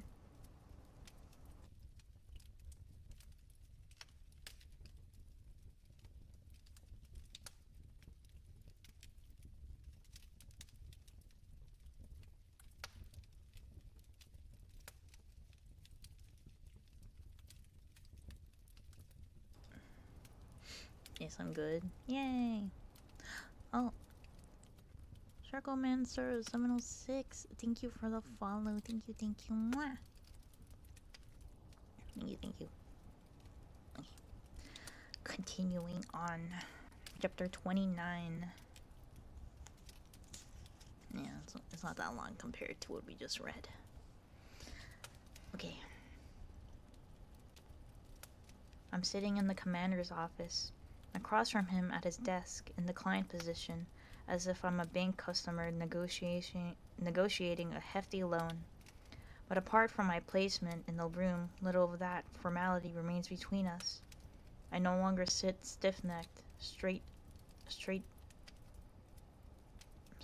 straight-backed, feet regimented side by side on the floor, eyes at the salute. Instead, my body's lax, cozy even. My red shoes are off, my legs tucked up underneath me on the chair, surrounded by a buttress of my red skirt, true, but tucked nonetheless, as at a campfire, or earlier and more picnic days. If there were a fire in the fireplace, its light would be twinkling on the polished surfaces, glimmering warmly on flesh. I had the firelight in. Evening for morning, since it's 12:49 my time. I just found it. I'm really enjoying the soft reading ASMR you're doing. Keep up the good work. Thank you so much. I'm so glad. Thank you. I'm glad you're liking it. Thank you. As for the commander, he's casual to a fault tonight. Jacket off, elbows on the table. All he needs is a toothpick in the corner of his mouth to be an ad for a rural democracy, as in an etching. Fly specked, some old burned book. The squares on the board in front of me are filling up. I'm making my penultimate play of the night. Zilch, I spell. A convenient one-vowel word with an expensive Z. Is that a word? Says the commander. We could look it up. It's archaic. I'll give it to you, he says. He smiles. The commander likes it when I distinguish myself, show precocity like an attentive pet, prick-eared and eager to perform. His approbation laps me like a warm bath. I sense in him none of the animosity I used to sense in men, even in Luke sometimes. He's not saying bitch in his head. In fact, he is positively daddy-ish. He likes to think I am being entertained, and I am. I am. Definitely, he adds up our final scores on his pocket computer. You ran away with it, he says. I suspect him of cheating, to flatter me, to put me in a good mood. But why? It remains a question. What does he have to gain from this sort of pampering? There must be something. He leans back, fingertips together, a gesture familiar to me now. We have built up a repertoire of such gestures, such familiarities between us. He's looking at me, not unbenevolently, but with curiosity, as if I am a puzzle to be solved. What would you like to read tonight? He says. This too has become routine. So far I've been through a Mademoiselle magazine, an old Esquire from the 80s, a Mrs., a magazine I can remember vaguely as having been around my mother's various apartments while I was growing up, and a Reader's Digest. He even has novels. I read a Raymond Chandler, and right now I'm halfway through Hard Times by Charles Dickens. On these occasions I read quickly, voraciously, almost skimming, trying to get as much into my head as possible before the next long starvation. If it were eating, it would be gluttony of the famished. If it were sex, it would be swift, furtive stand-up in an alley somewhere. While I read, the commander sits and watches me doing it without speaking, but also without taking his eyes off me. This watching is a curiously sexual act. I feel undressed while he does it. I wish he would turn his back, stroll around the room and read something himself. Then perhaps I could relax more, take my time. As it is, this illicit reading of mine seems a kind of performance. I think I'd rather just talk, I say. I'm surprised to hear myself saying it. He smiles again. He doesn't appear surprised. Possibly he's been expecting this, or something like it. Oh? He says. What would you like to talk about? I falter. Anything, I guess. Well, you, for instance. Me? He continues to smile. Oh, there's not much to say about me. I'm just an ordinary kind of guy. The falsity of this, and even the falsity of the diction. Guy? Pulls me up short. Ordinary guys do not become commanders. You must be good at something, I say. I know I'm prompting him, playing up to him, drawing him out, and I dislike myself for it. It's nauseating, in fact. But we are fencing. Either he talks or I will. I know it. I can feel speech backing up inside me. It's so long since I've really talked with anyone. The terse whispered exchange with Auckland on our walk today hardly counts, but it was a tease, a preliminary. Having felt the relief of even that much speaking, I want more.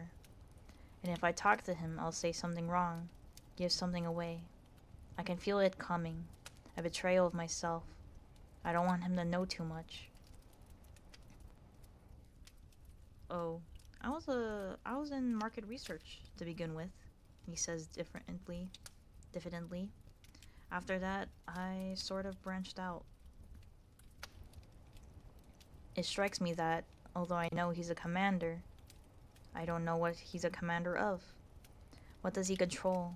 What is his field, as they used to say? They don't have specific titles. Oh, I say, trying to sound as if I understand. You might say I'm a sort of scientist, he says, within limits, of course. After that, he doesn't say anything for a while, and neither do I. We are outwaiting each other. I'm the one that breaks the silence first. Well, maybe you could tell me something I've been wondering about. He shows interest. What might that be? I'm heading into danger, but I can't stop myself. It's a phrase I remember from somewhere. Best not to say where. I think it's in Latin. I thought maybe... I know he has a Latin dictionary. He has dictionaries of several kinds, on the top shelf to the left of the fireplace. Tell me, he says, distant but more alert, or am I imagining it?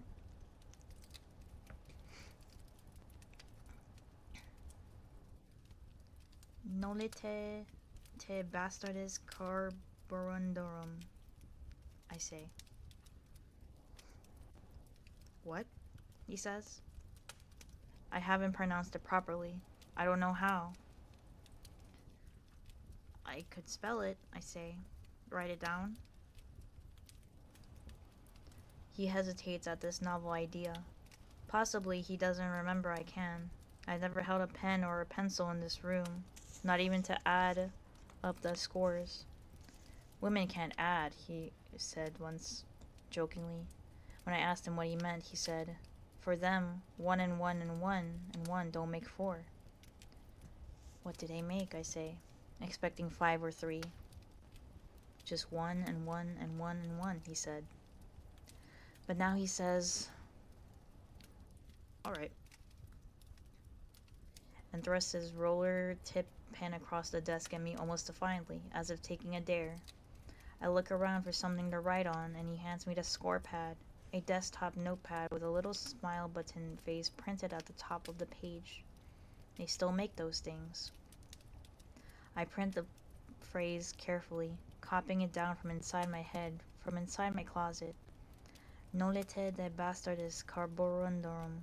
Here, in this context, it's neither prayer nor command, but a sad graffiti scrawled once, abandoned. The pen between my fingers is sensuous, alive almost. I can feel its power, the power of the words it contains. Pen is envy, Aunt Lydia would say, quoting another center motto, warning us away from such objects. And they were right. It is envy. Just holding it is envy. I envy the commander, his pen. It's one more thing I would like to steal. The commander takes the smile button page from me and looks at it. Then he begins to laugh. And is he blushing? That's not real Latin, he says. That's just a joke. A joke? I say, bewildered now. It can't only be a joke. Have I risked this? Made a grab at knowledge for a mere joke? What sort of joke? You know how schoolboys are, he says. His laughter is nostalgic. I see now. The laughter of indulgence towards his former self. He gets up, crosses to the bookshelves, takes down a book from his trove. Not the dictionary, though. It's an old book, a textbook it looks like, dog-eared and inky. Before showing it to me, he thumbs through it, contemplative, reminiscent. Then, "Here," he says, laying it open on the desk in front of me. What I see first is a picture. The Venus de Milo, in a black and white photo, with a mustache and a black brassiere and armpit hair drawn clumsily on her. On the opposite page is the Colosseum in Rome, labeled in English, and below, a conjugation. Sumus est, sumus estis sunt. There, he says, pointing, and in the margin I see it written in the same ink as the hair on the Venus. Nodite te bastardis coborundorum. It's sort of hard to explain why it's funny unless you know Latin, he says. We used to write all kinds of things like that. I don't know where we got them, from older boys, perhaps. Forgetful of me and himself, he turns the pages. Look at this, he says. The picture is called The Sabine Women, and in the margin is scrawled, Pim Pis Pit, Pimis Pistis Pants. There was another one, he says. Sim Sis Sit. He stops, returning to the present, embarrassed. Again, he smiles. This time you could call it a grin. I imagine freckles on him, a cowlick. Right now, I almost like him. But what did it mean, I say. Which? He says. Oh, it meant don't let the bastards grind you down. I guess we thought we were pretty smart back then. I force a smile, but it's all before me now. I can see why she wrote that on the wall of the cupboard, but I also see that she must have learned it here in this room. Where else? She was never a schoolboy. With him, during some previous period of boyhood reminiscence, of confidences exchange, I have not been the first then to enter his silence, play children's word games with him. What happened to her? I say. He hardly misses a beat. Did you know her somehow? Somehow, I say. She hanged herself, he says, thoughtfully, not sadly. That's why we had the light fixture removed in your room. He pauses. Serena found out, he says, as if this explains it, and it does. If your dog dies, get another. What with? I say. He doesn't want to give me any ideas. Doesn't matter, he says. Torn bedsheet, I figure. I considered the possibilities. I suppose it was Cora who found her, I say. That's why she screamed. Yes, he says. Poor girl. He means Cora. Maybe I shouldn't come here anymore, I say. I thought you were enjoying it. He says lightly, watching me, however with intent bright eyes. If I didn't know better, I would think it was fear. I wish you would. You want my life to be bearable to me, I say. It comes out not as a question, but as a flat statement, flat and without dimension. If my life is bearable, maybe what they're doing is all right after all. Yes, he says, I do. I would prefer it.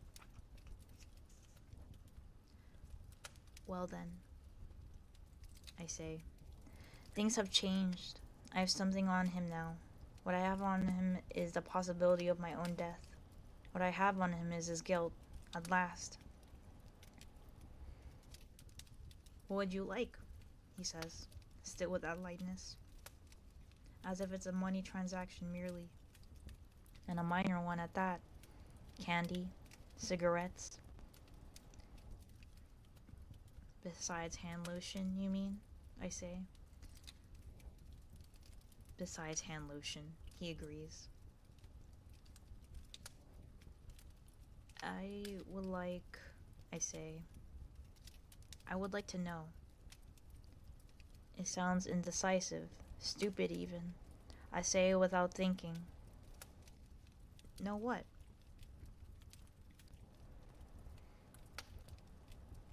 Whatever there is to know. I say, but that's too flippant. What's going on? Yeah.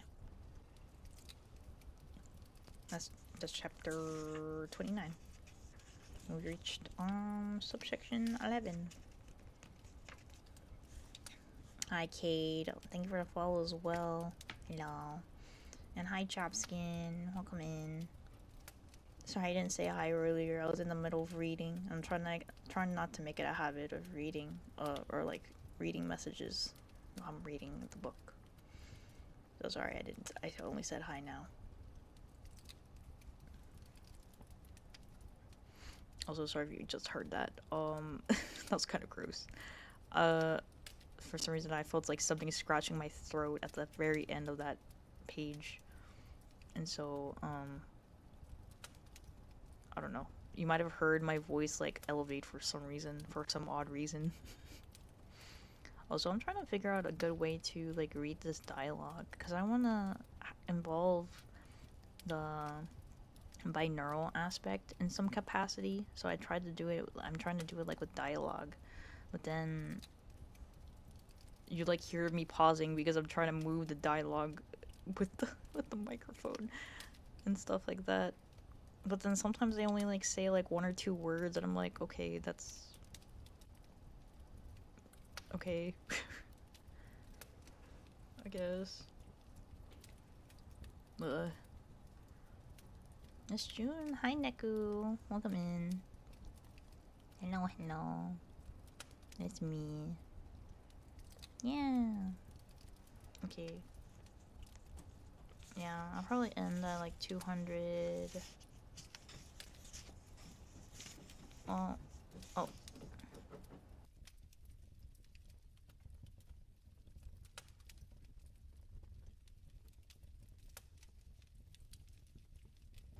Sorry, I had to mute for a second. My dog is like scratching the carpet underneath my desk. He's like a cat a little bit because, unfortunately I don't take him to the groom like fast enough sometimes, and so wait, actually no, it's more like his nails. His claws just grow really fast, I've noticed. So he does like the cat thing where he like scratches at things to like alleviate the stress of having long claws and stuff. I have to take him soon. Yeah. So he was like scratching my carpet a little bit. You could probably hear it.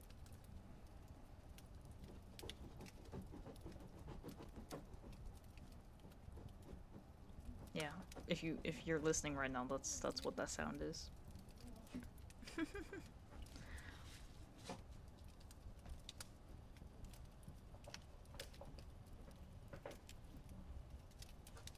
I'm looking at him, sorry.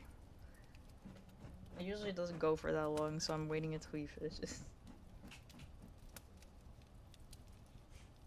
This too can be ASMR. Oh, okay. Well. Okay. Okay. Stop that. Sorry. Okay. We will go on until 210, because I do want to keep going for a little bit longer. Okay. Chapter 30. Okay, I think I'm fine enough to go without water for now. Chapter 3. Okay. Night falls. Or has fallen. Why is it that night falls instead of rising like the dawn? Yet, if you look east at sunset, you can see night rising, not falling. Darkness lifting into the sky, up from the horizon, like a black sun behind cloud cover, like smoke from an unseen fire. A line of fire just below the horizon. Brush fire, or a burning city. Maybe night falls because it's heavy, a thick curtain pulling up over the eyes. Wool blanket. I wish I could see in the dark better than I do. Night has fallen then.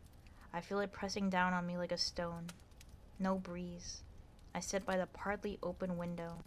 Curtains tucked back because there's no one out there. No need for modesty. In my nightgown, long sleeves even in summer, to keep us from the temptations of our own flesh, to keep us from hugging ourselves, bare-armed. Nothing moves in the searchlight moonlight.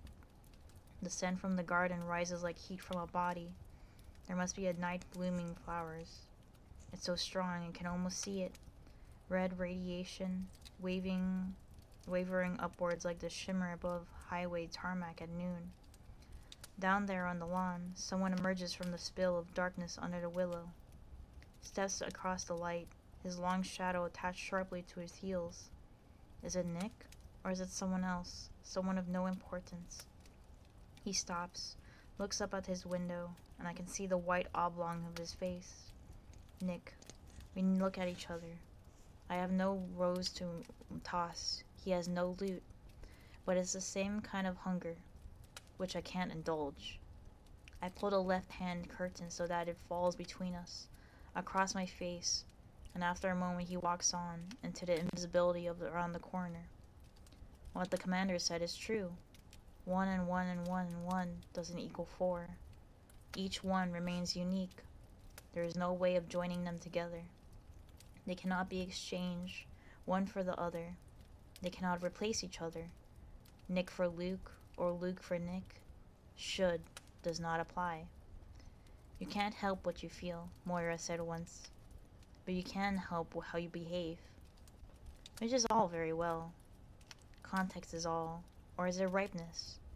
One or the other. The night before we left the house, that last time, I was walking through the rooms. Nothing was packed up, because we weren't taking much with us, and we couldn't afford even then to give the least appearance of leaving. So I was just walking through.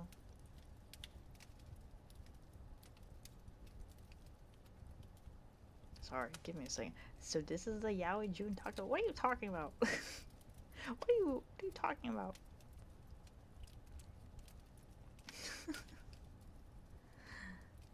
So I was just walking through, here and there, looking at things, at the arrangement we had made together for our life. I had some idea that I would be able to remember, afterwards, what it had looked like. Luke was in the living room. He put his arms around me. We were both feeling miserable. How were we to know we were happy even then? Because we at least had that, arms around. The cat, is what he said. Cat? I said, against the wool of his sweater. We can't just leave her here. I hadn't thought about the cat. Neither of us had. Our decision had been sudden, and then there had been the planning to do.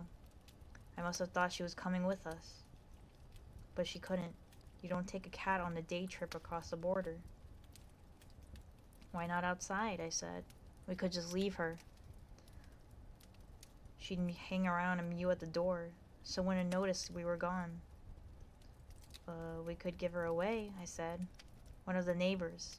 Even as I said this, I saw how foolish that would be. I'll take care of it, Luke said. And because he said it instead of her, I knew he meant kill. That is what you have to do before you kill, I thought. You have to create an it, where none was before. You do that first in your head, and then you make it real. So that's how they do it. I thought. I seemed never to have known that before. Luke found the cat, who was hiding under a bed. They always know. He went into the garage with her. I don't know what he did, and I never asked him. I sat in the living room, hands folded in my lap. I should have gone out with him, taken that small responsibility.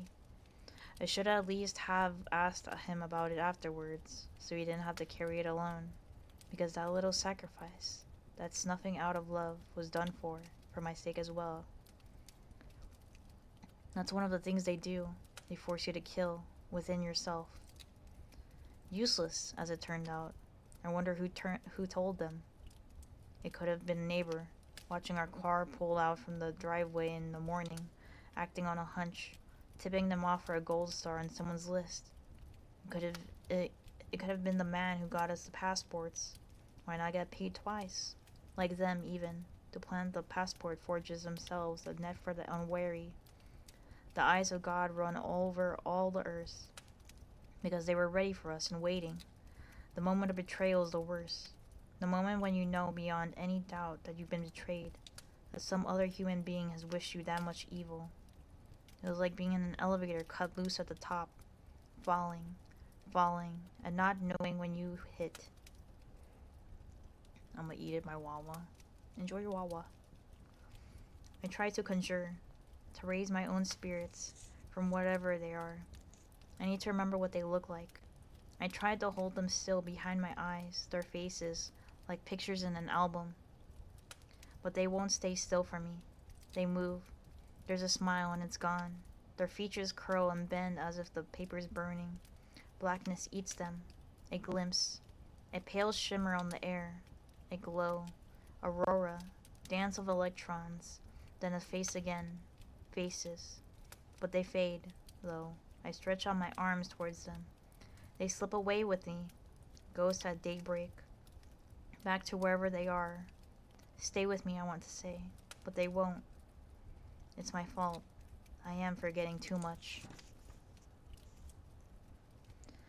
Tonight, I will say my prayers. No longer kneeling at the foot of the bed. Knees on the hardwood of the gym floor. Aunt Elizabeth standing by the double doors, arms folded, cattle prod hung on her belt, while Aunt Lydia strays upon the rows of kneeling night-gowned women, hitting our backs or feet or bums or arms slightly. Just a flick, a tap with her wooden pointer if we slouch or slacken. She wanted our heads bowed just right, our toes together and pointed, our elbows at the proper angle. Part of her interest in this was aesthetic. She liked the look of the thing.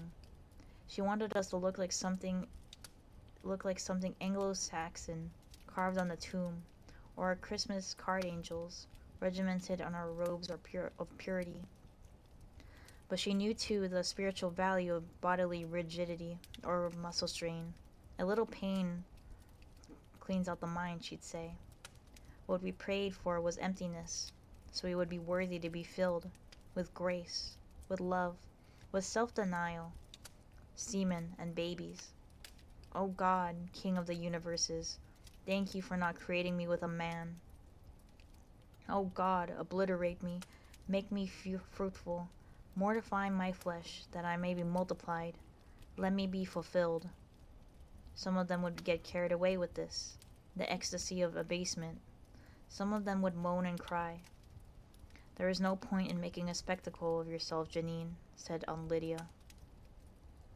I pray where I am, sitting by the window, looking out through the curtain at the empty garden. I don't even close my eyes. Out there or inside my head, it's an equal darkness, or light. My God, who art in the kingdom of heaven, which is within, I wish you'd tell me your name, the real one, I mean, but you will do as well as anything.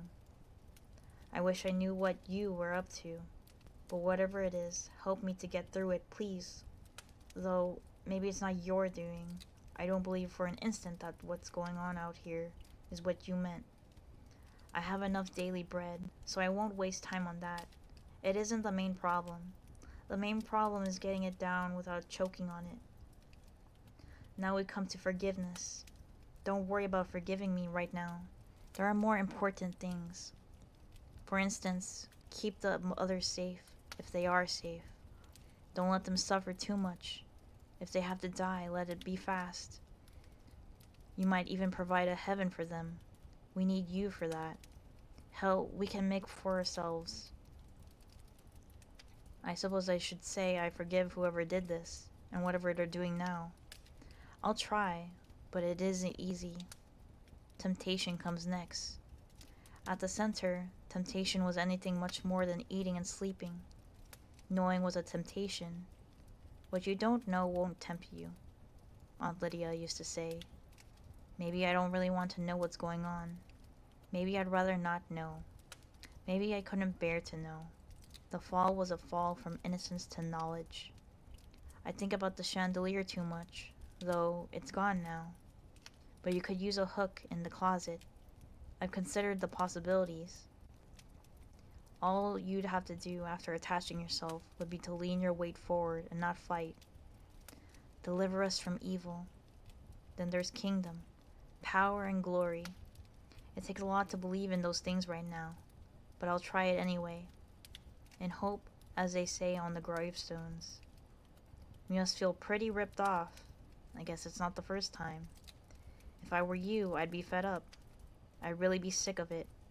I guess that's the difference between us. I feel very unreal talking to you like this.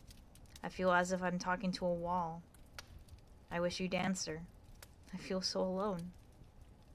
All alone by the telephone. Except I can't use the telephone. And if I could, who could I call? Oh God, it's no joke. Oh God, oh God. How can I keep on living? Okay, we're on subsection 12. Jezebels. Okay, we're approaching the end of this stream. We're gonna read this chapter. I think it might be 2 chapters actually. 2 chapters. Yeah, 2 chapters. Yeah, 2 chapters. And then we will be ending it off there. Yippee! Thank you guys for listening so far. If you have gotten this far at least. Thank you guys for listening. Wow. Let me drink some water and then we continue. Thanks for ASMR. Take care. Thank you for listening. I'm not done yet, but if you have to go, hope you have a good rest of your night. Yeah. Or day. Yeah. Hold up, give me.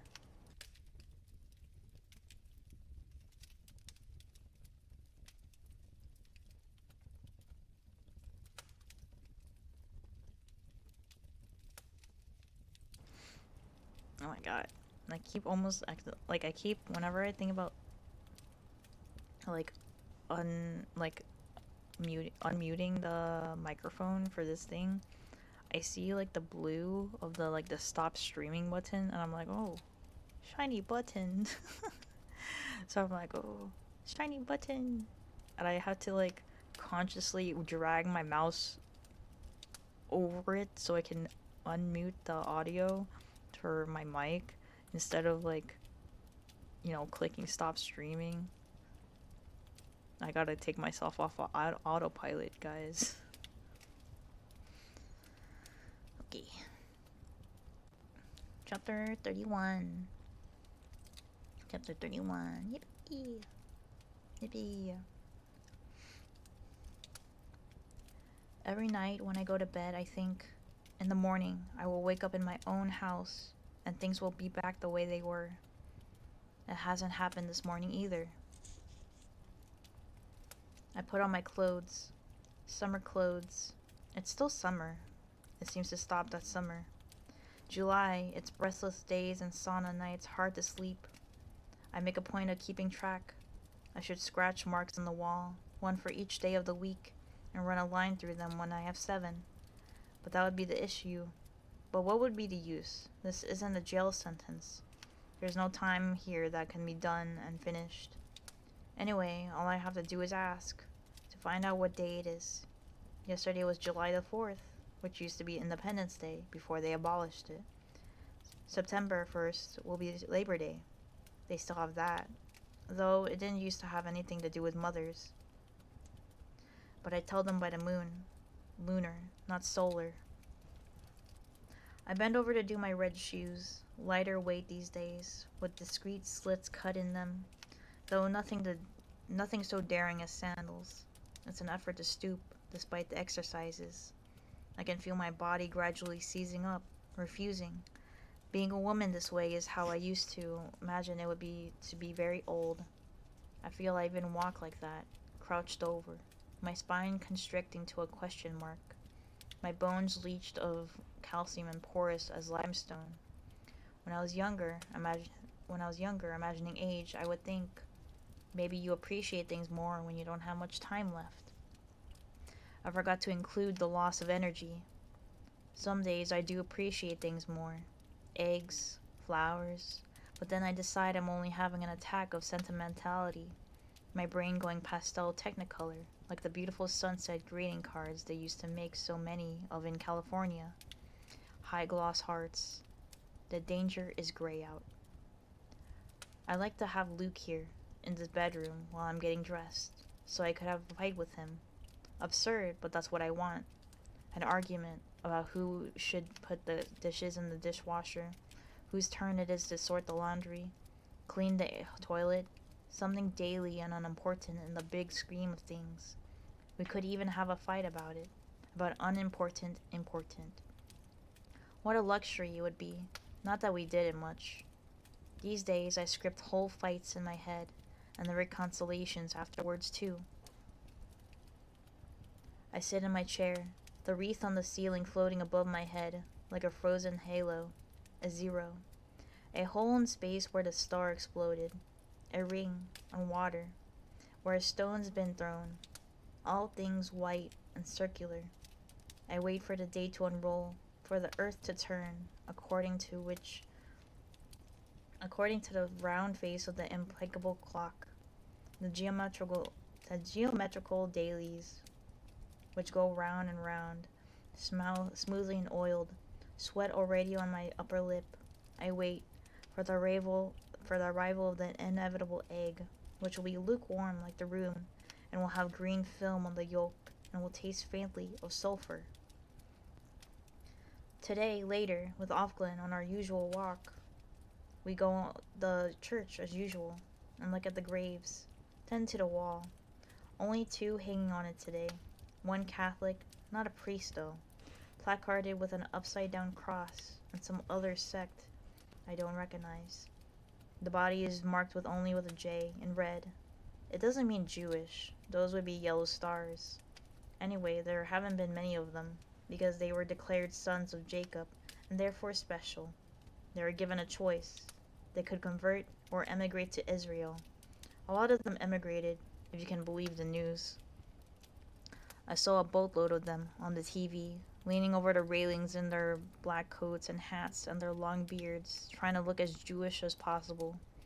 In costumes fished up from the past, the women with shawls over their heads, smiling and waving, a little stiffly, it's true, as if they were posing, and another shot of the richer ones, lining up for the planes.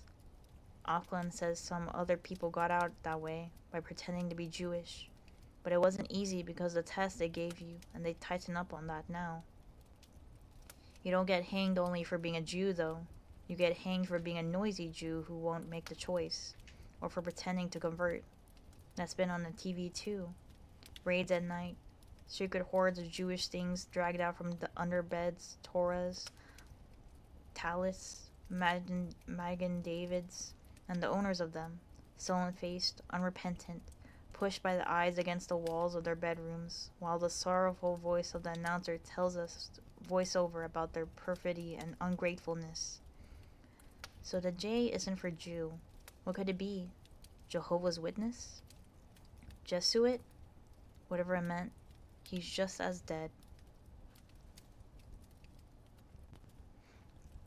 After this ritual viewing, we continue on our way, heading as usual for some open space we can cross, so we can talk, if you can call it talking.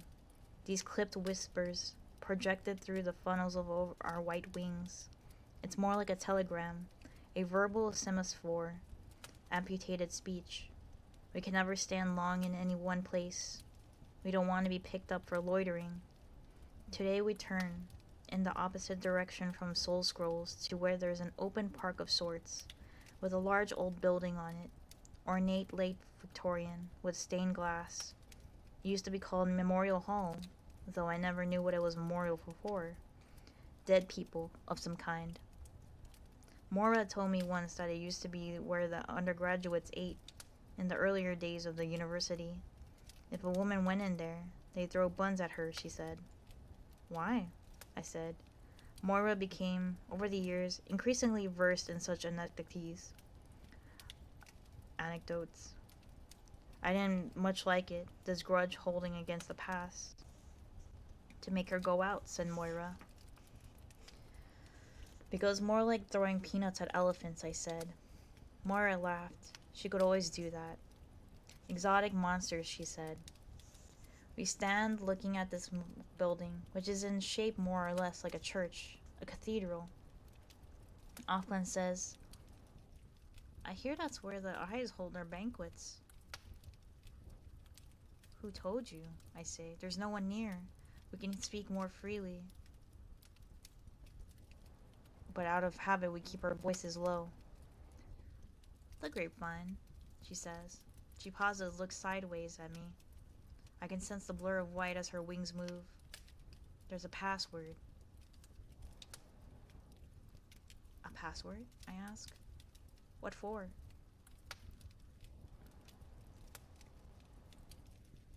So you can tell.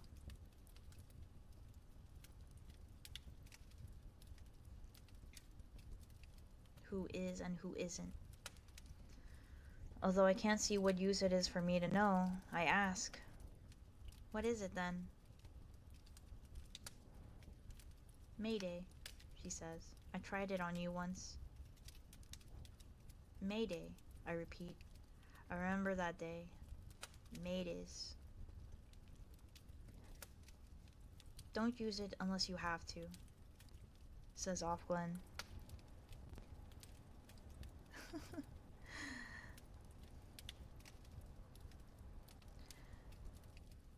It isn't good for us to know about too many of the others in the network in case you get caught.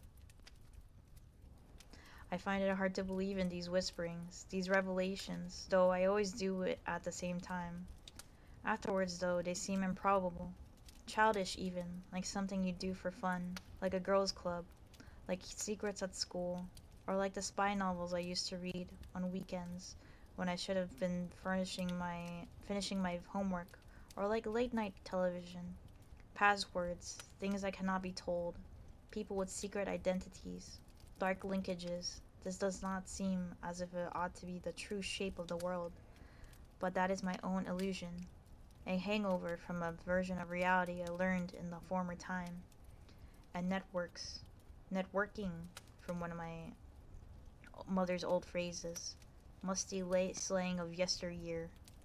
Even in her 60s, she still did something she called that. Though as far as I could see, all it meant was having lunch with some other woman. I leave Offglen at the corner. I'll see you later, she says. She glides away along the sidewalk and I go up this walk towards the house. There's Nick, hat askew. Today he doesn't even look at me. He must have been waiting around for me, though, to deliver his silent message. Because as soon as he knows I've seen him, he gives the whirlwind one last swipe with the camoise and walks briskly off towards the garage door. I walk along the gravel, between the slabs of overgreen lawn. Serena Joy is sitting under the willow tree, in her chair, cane propped up at her elbow. Her dress is a crisp, cool cotton. For her, it's blue, watercolor, not this red of mine that sucks in heat and blazes with it at the same time. Her profile is towards me. She's knitting. How can she bear to touch the wool in this heat? But possibly her skin's gone numb. Possibly she feels nothing, like one formerly scalded. I lower my eyes to the path, glide by her, hoping to be invisible, knowing I'll be ignored, but not this time. Offred, she says. I pause, uncertain. Yes, you. I turn towards her, my blinkered sight. Come over here. I want you. I walk over the grass and stand before her, looking down. You can sit, she says. Here, take the cushion. I need you to hold this wool. She's got a cigarette. The ashtray's on the lawn beside her, and a cup of something. Tea or coffee. It's too damn close in there. You need a little air, she says. I sit, putting down my basket. Strawberries again, chicken again, and I note the swear word, something new. She fits the skein of wool over my two outstretched hands, starts winding. I am leashed. It looks like manacled cobweb. That's closer. The wool is gray and has absorbed moisture from the air. It's like a wetted baby blanket. It smells faintly of damp sheep. At least my hands will get lanolined. Serena winds, the cigarette held in the corner of her mouth smoldering, sending out tempting smoke. She winds slowly and with difficulty because of her gradually crippling hands, but with determination. Perhaps the knitting, for her, involves a kind of willpower. Maybe it even hurts. Maybe it's been medically prescribed. 10 rows a day of plain, 10 of pearl. Though she must do more than that. I see those evergreen trees and geometric boys and girls in a different light. The evidence of her stubbornness, and not altogether despicable. Also, thank you, Jaegerson, for the follow. Thank you. Mwah. Hope you sleep well. My mother did not knit or anything like that, but whenever she would bring things back from the cleaners, her good blouses, winter coats, she'd save up the safety pins and make them into a chain. Then she'd pin the chain somewhere. Her bed, the pillow, a chair back, the oven mitt in the kitchen, so she wouldn't lose them. Then she'd forget about them. I would come upon them, here and there in the house, the houses, tracks of her presence, remnants of some lost intention, like signs on a road that turns out to lead nowhere, throwbacks to domesticity. Well then, Serena says. She stops winding, leaving me with my hand still garlanded with animal hair, and takes a cigarette end from her mouth to butt it out. Nothing yet? I know what she's talking about. There are not that many subjects that could be spoken about between us. There's not much common ground, except this one mysterious, chancy thing. No, nothing. Too bad, she says. It's hard to imagine her with a baby, but the Marthas would take care of it mostly. She'd like me pregnant, though, over and done with and out of the way. No more humiliating, sweaty tangles. No more flesh triangles under her starry canopy of silver flowers. Peace and quiet. I can't imagine she'd want such good luck for me for any other reason. Your time's running out, she says. Not a question. A matter of fact. Yes, I say, neutrally. She's lighting another cigarette, fumbling with the lighter. Definitely her hands are getting worse, but it would be a mistake to offer to do it for her. She'd be offended. A mistake to notice a weakness in her. Maybe he can't, she says. I don't know who she means. Does she mean the commander? Or God? If it's God, she should say won't.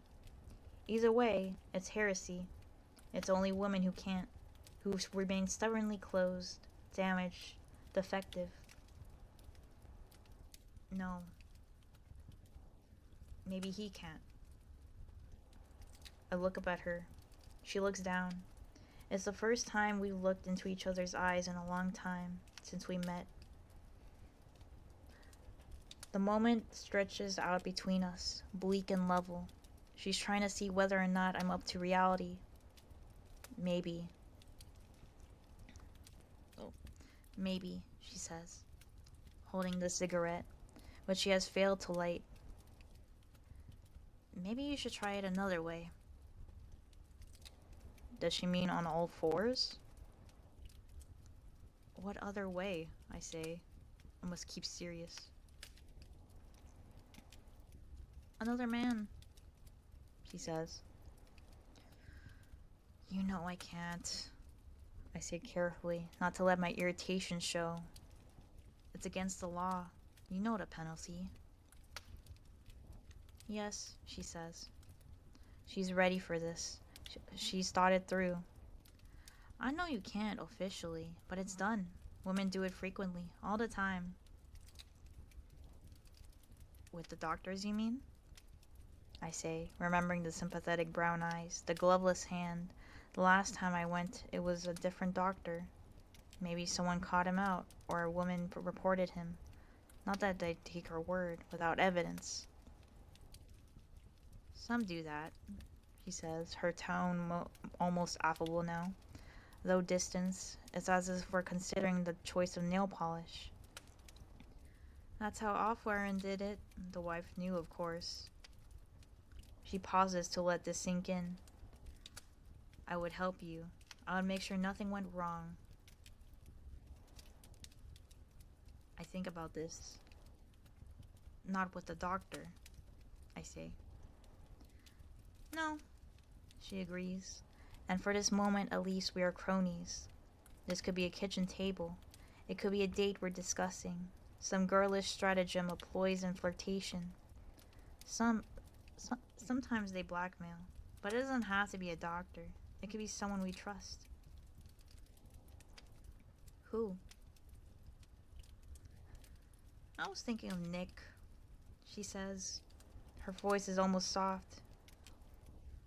He's been with us for a long time. He's loyal. I could fix it with him. So that's who does her little black market errands for her. Is this what he always gets in return? What about the commander? I say. Well, she says with no firmness. No more than that. A clenched look like a purse snapping shut. We just won't tell him, will we? This idea hangs between us, almost visible, almost palpable, heavy, formless, dark, collusion of a sort, betrayal of a sort. She does want that baby. It's a risk, I say. More than that, it's my life. More than that. It's my life on the line, but that's where it will be sooner or later, one way or another. Whether I do or don't, we both know this. You might as well, she says, which is what I think so too. All right.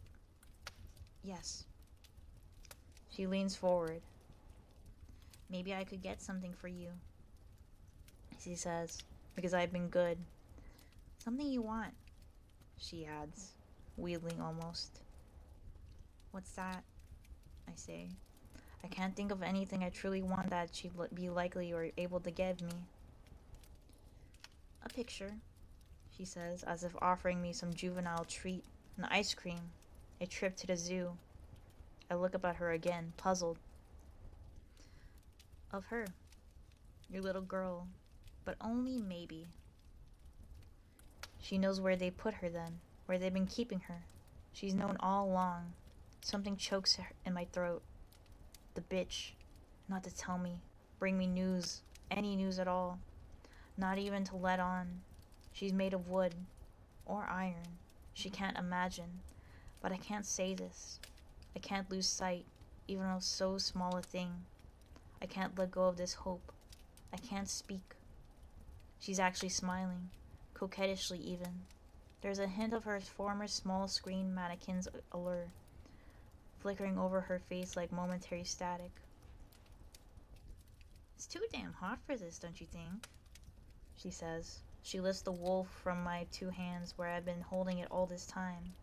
Then she takes the cigarette she's been fiddling with and a little awkwardly presses it into my hand, closing my fingers around it. Find yourself a match, she says. They're in the kitchen. You can ask Rita for one. You can tell her I said so. Only the one, though, she adds roguishly. We don't want to ruin your health. Your voice would be perfect for a radio podcast. Ooh. I've always been interested in that kind of thing, of doing something like that. That's all. Chiefy4, thank you for the follow. Thank you, thank you. Mwah. Yeah. I've always thought about, like, maybe a podcast. I don't know. Maybe. I don't know.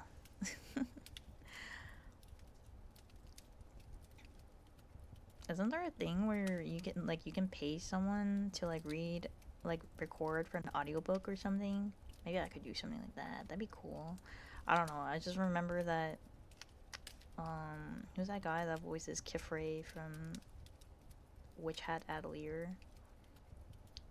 Joshua Waters. Someone like paid him to like read, be like the voice of an audiobook that they wrote or something. I could always do that. Or something, I don't know. I don't know. That'd be cool. I always wanted to do a radio podcast though. Or some kind of like podcast, I guess. I don't know. Though I don't know how feasible it would be if I were to like do it myself is the thing. I would want to like maybe just be like someone's co-host or something. Yeah, something like that. Anyways, this is the last chapter that I'm gonna be reading. Chapter 32. This one that I'm about to read now. This is gonna be the last chapter I'm reading for tonight. And then I'll be heading off. How many pages is this chapter? Okay, that's 5 pages. Okay. I should probably find who I'm gonna read preemptively though. If you're charismatic enough, you don't need a co-host. I don't know. I don't know if I would say charismatic. I don't know if I would say I'm charismatic enough. Of course, I am leveling myself down for the sake of the ASMR, so I don't know. I think I'm a little bit too awkward to be considered charismatic. I think the only thing that really, like, plays up for it is the fact that I am very scatterbrained and stupid. And in order to sound, like, interesting, I like, play up my voice to make up for it. Kind of.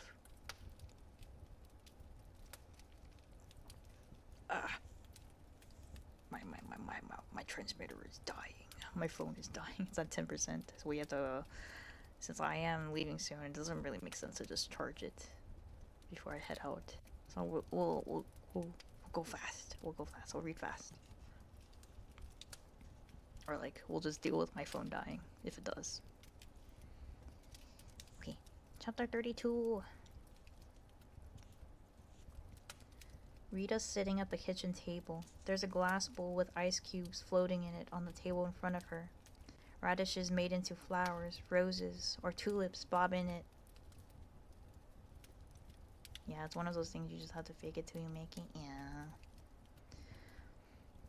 On the chopping board in front of her, she's cutting more with a paring knife. Her large hand is deft,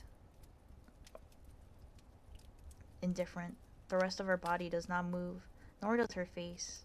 It's as if she's doing it in her sleep, this knife trick. On the white enamel surface is a pile of radishes, washed but uncut, little Aztec hearts. She hardly bothers to look up as I enter. You got it all, huh?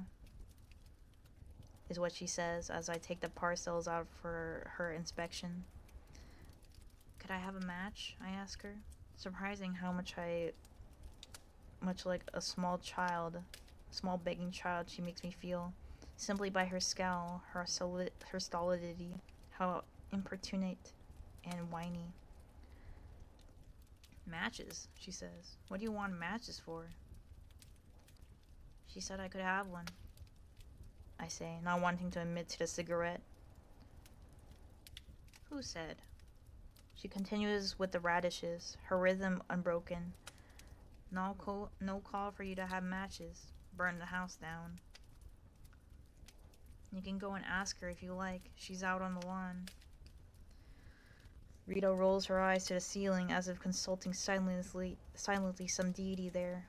Then she sighs, rises heavily, and wipes her hands with ostentation on her apron to show me how much trouble I am.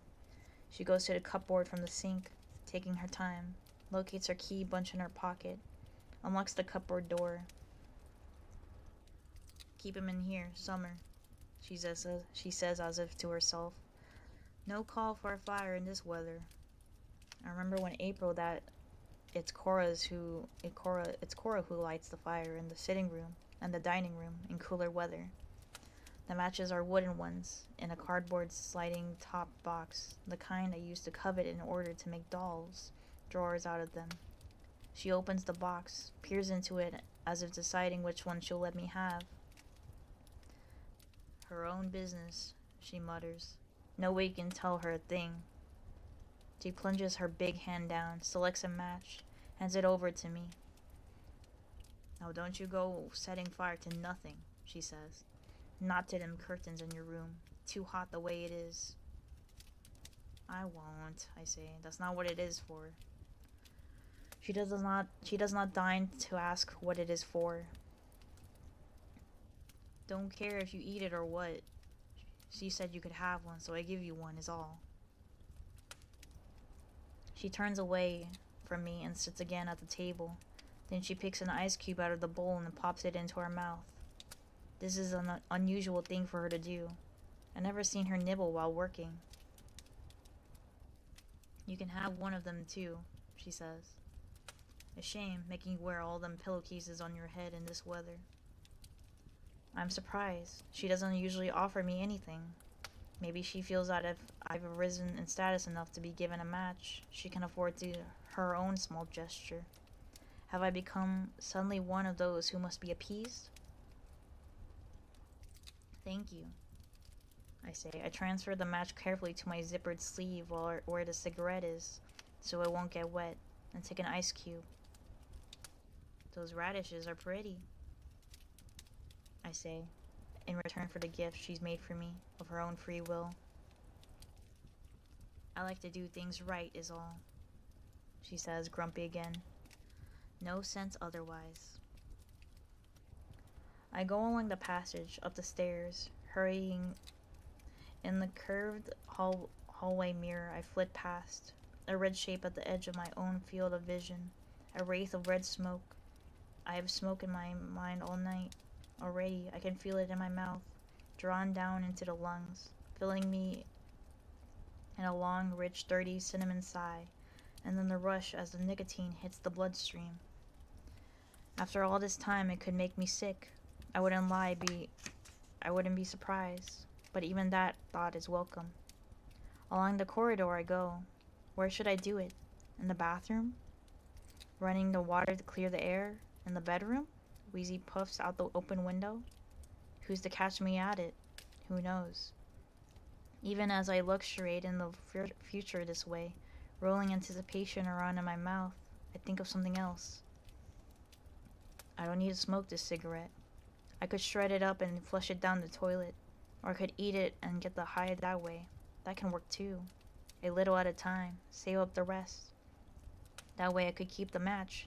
I could make a small hole in the mattress, slide it carefully in. Such a thin thing would never be noticed. There would be a night under me while I'm in bed, sleeping on it. I could burn the house down. Such a fine thought. It makes me shiver. An escape, quick and narrow. I lie on my bed, pretending to nap. The commander last night, fingers together, looking at me as I sat rubbing oily lotion into my hands. Odd. I thought about asking him for a cigarette, but decided against it. I know enough not to ask for too much at once. I don't want him to think I'm using him.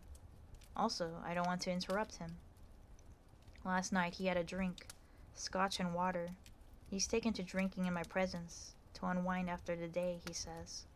I'm to gather he is under pressure. He never offers me one though, and I don't ask. We both know what my body is for. When I kiss him goodnight, as if I mean it, his breath smells of alcohol, and I breathe it in like smoke. I admit, I relish it, this lick of dissipation. Sometimes after a few drinks he becomes silly and cheats at Scrabble. He encourages me to do it too, and we take extra letters and make words with them that don't exist. Words like smirt and crup, giggling over them. Sometimes he turns on his short-wave radio. displaying before me a minute or two of Radio Free America to show me he can. Then he turns it off again. Damn Cubans, he says. All that filth about universal daycare. Sometimes, after the games, he sits on the floor beside my chair, holding my hand. His head is a little below mine, so that when he looks up at me, it's at a juvenile angle. It must amuse him, this fake subservience. He's way up there, says Offglen. He's at the top, and I mean the very top. At such times, it's hard to imagine it. Occasionally, I try to put myself in his position. I do this as a tactic, to guess in advance how he may be moved to behave towards me. It's difficult for me to believe I have power over him of any sort, but I do, although it's an equivocal kind. Once in a while, I think I can see myself, though blurrily as he may see me.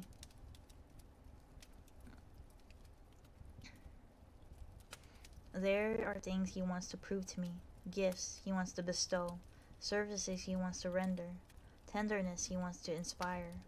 He wants all right, especially after a few drinks. Sometimes he becomes querulous, at other times philosophical, or he wishes to explain things to justify himself at last night. The problem wasn't only with the women, he says. The main problem was with the men. There was nothing for them anymore. Nothing, I say, but they had. There was nothing for them to do, he says. They could make money, I say, a little nastily. Right now, I'm not afraid of them. It's hard to be afraid of a man who's sitting, watching you put on hand lotion. This lack of fear is dangerous. Sorry to bother, but how much sawdust can you put into a Rice Krispie treat before people start to notice? Chilled Fox? I used 2 cups? Chilled Fox? Who were you feeding it to? Sorry, I was trying not to make it a habit to like interrupt myself when reading, but then I read this, I was like, I hope whoever you're feeding it to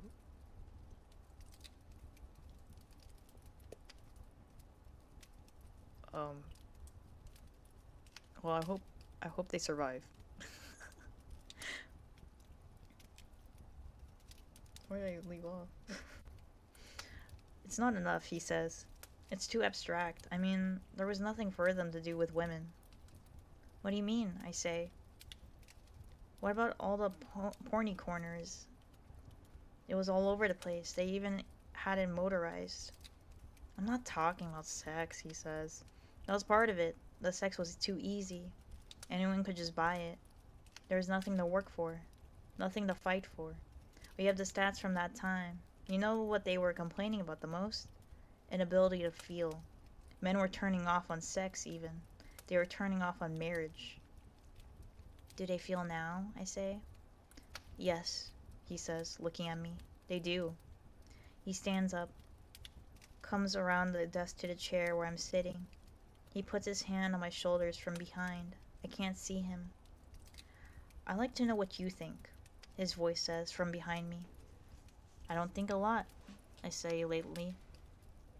What he wants is intimacy, but I can't give him that. There's hardly any point in my thinking, is there, I say. What I think doesn't matter. Which is the only reason he can tell me things. Come now, he says, pressing a little with his hands. I'm interested in your opinion.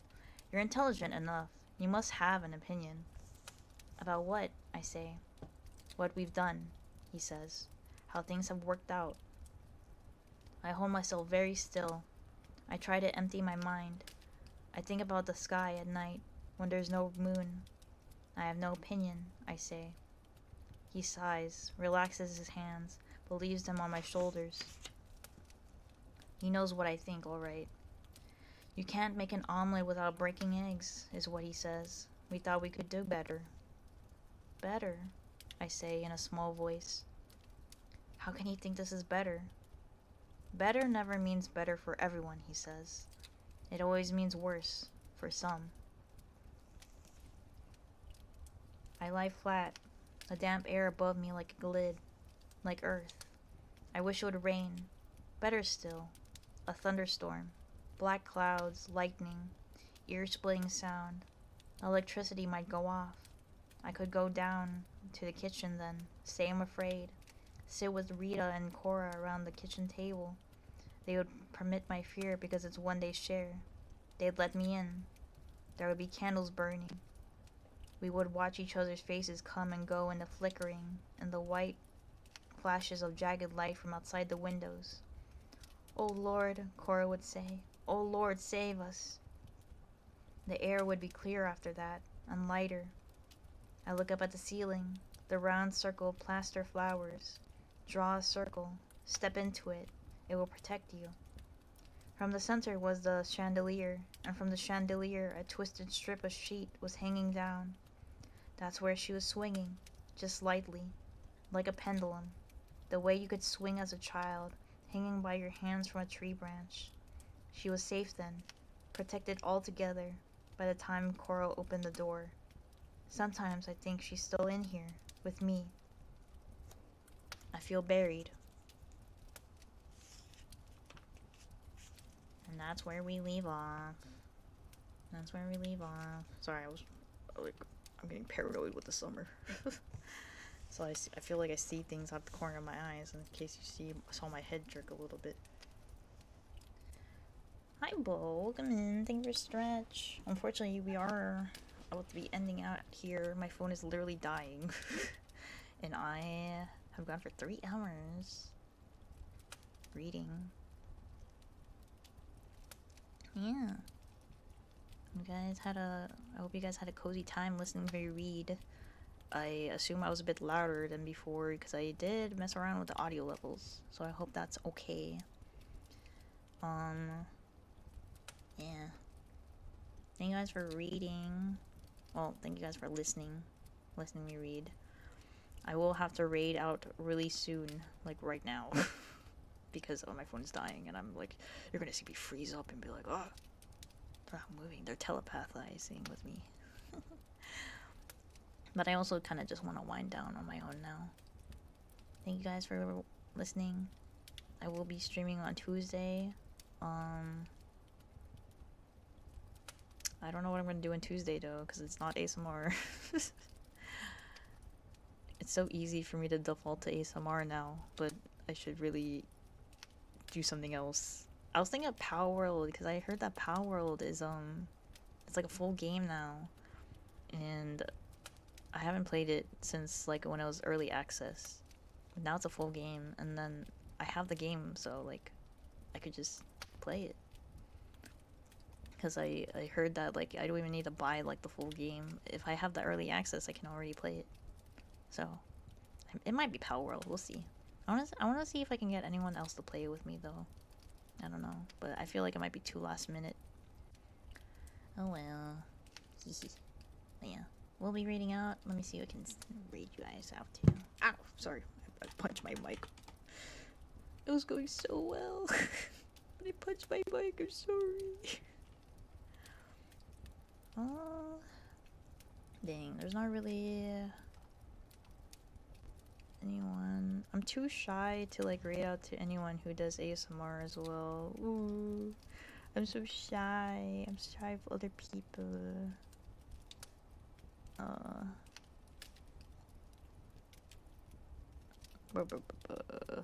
Looking around.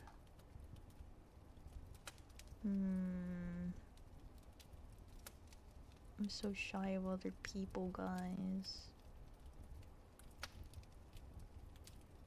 I'm scared. Like, reasonably, I should be rating you guys out to someone who is also doing ASMR. But I'm scared of these people. I'm supportive, but I'm also really scared of you guys. Let me see. Okay.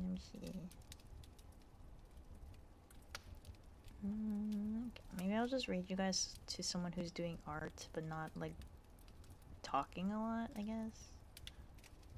Someone has a soothing voice, I guess. Maybe. Cause I don't want to like scare you guys by sending you guys to someone who's like really loud. I know this person doesn't. Their art is so cute.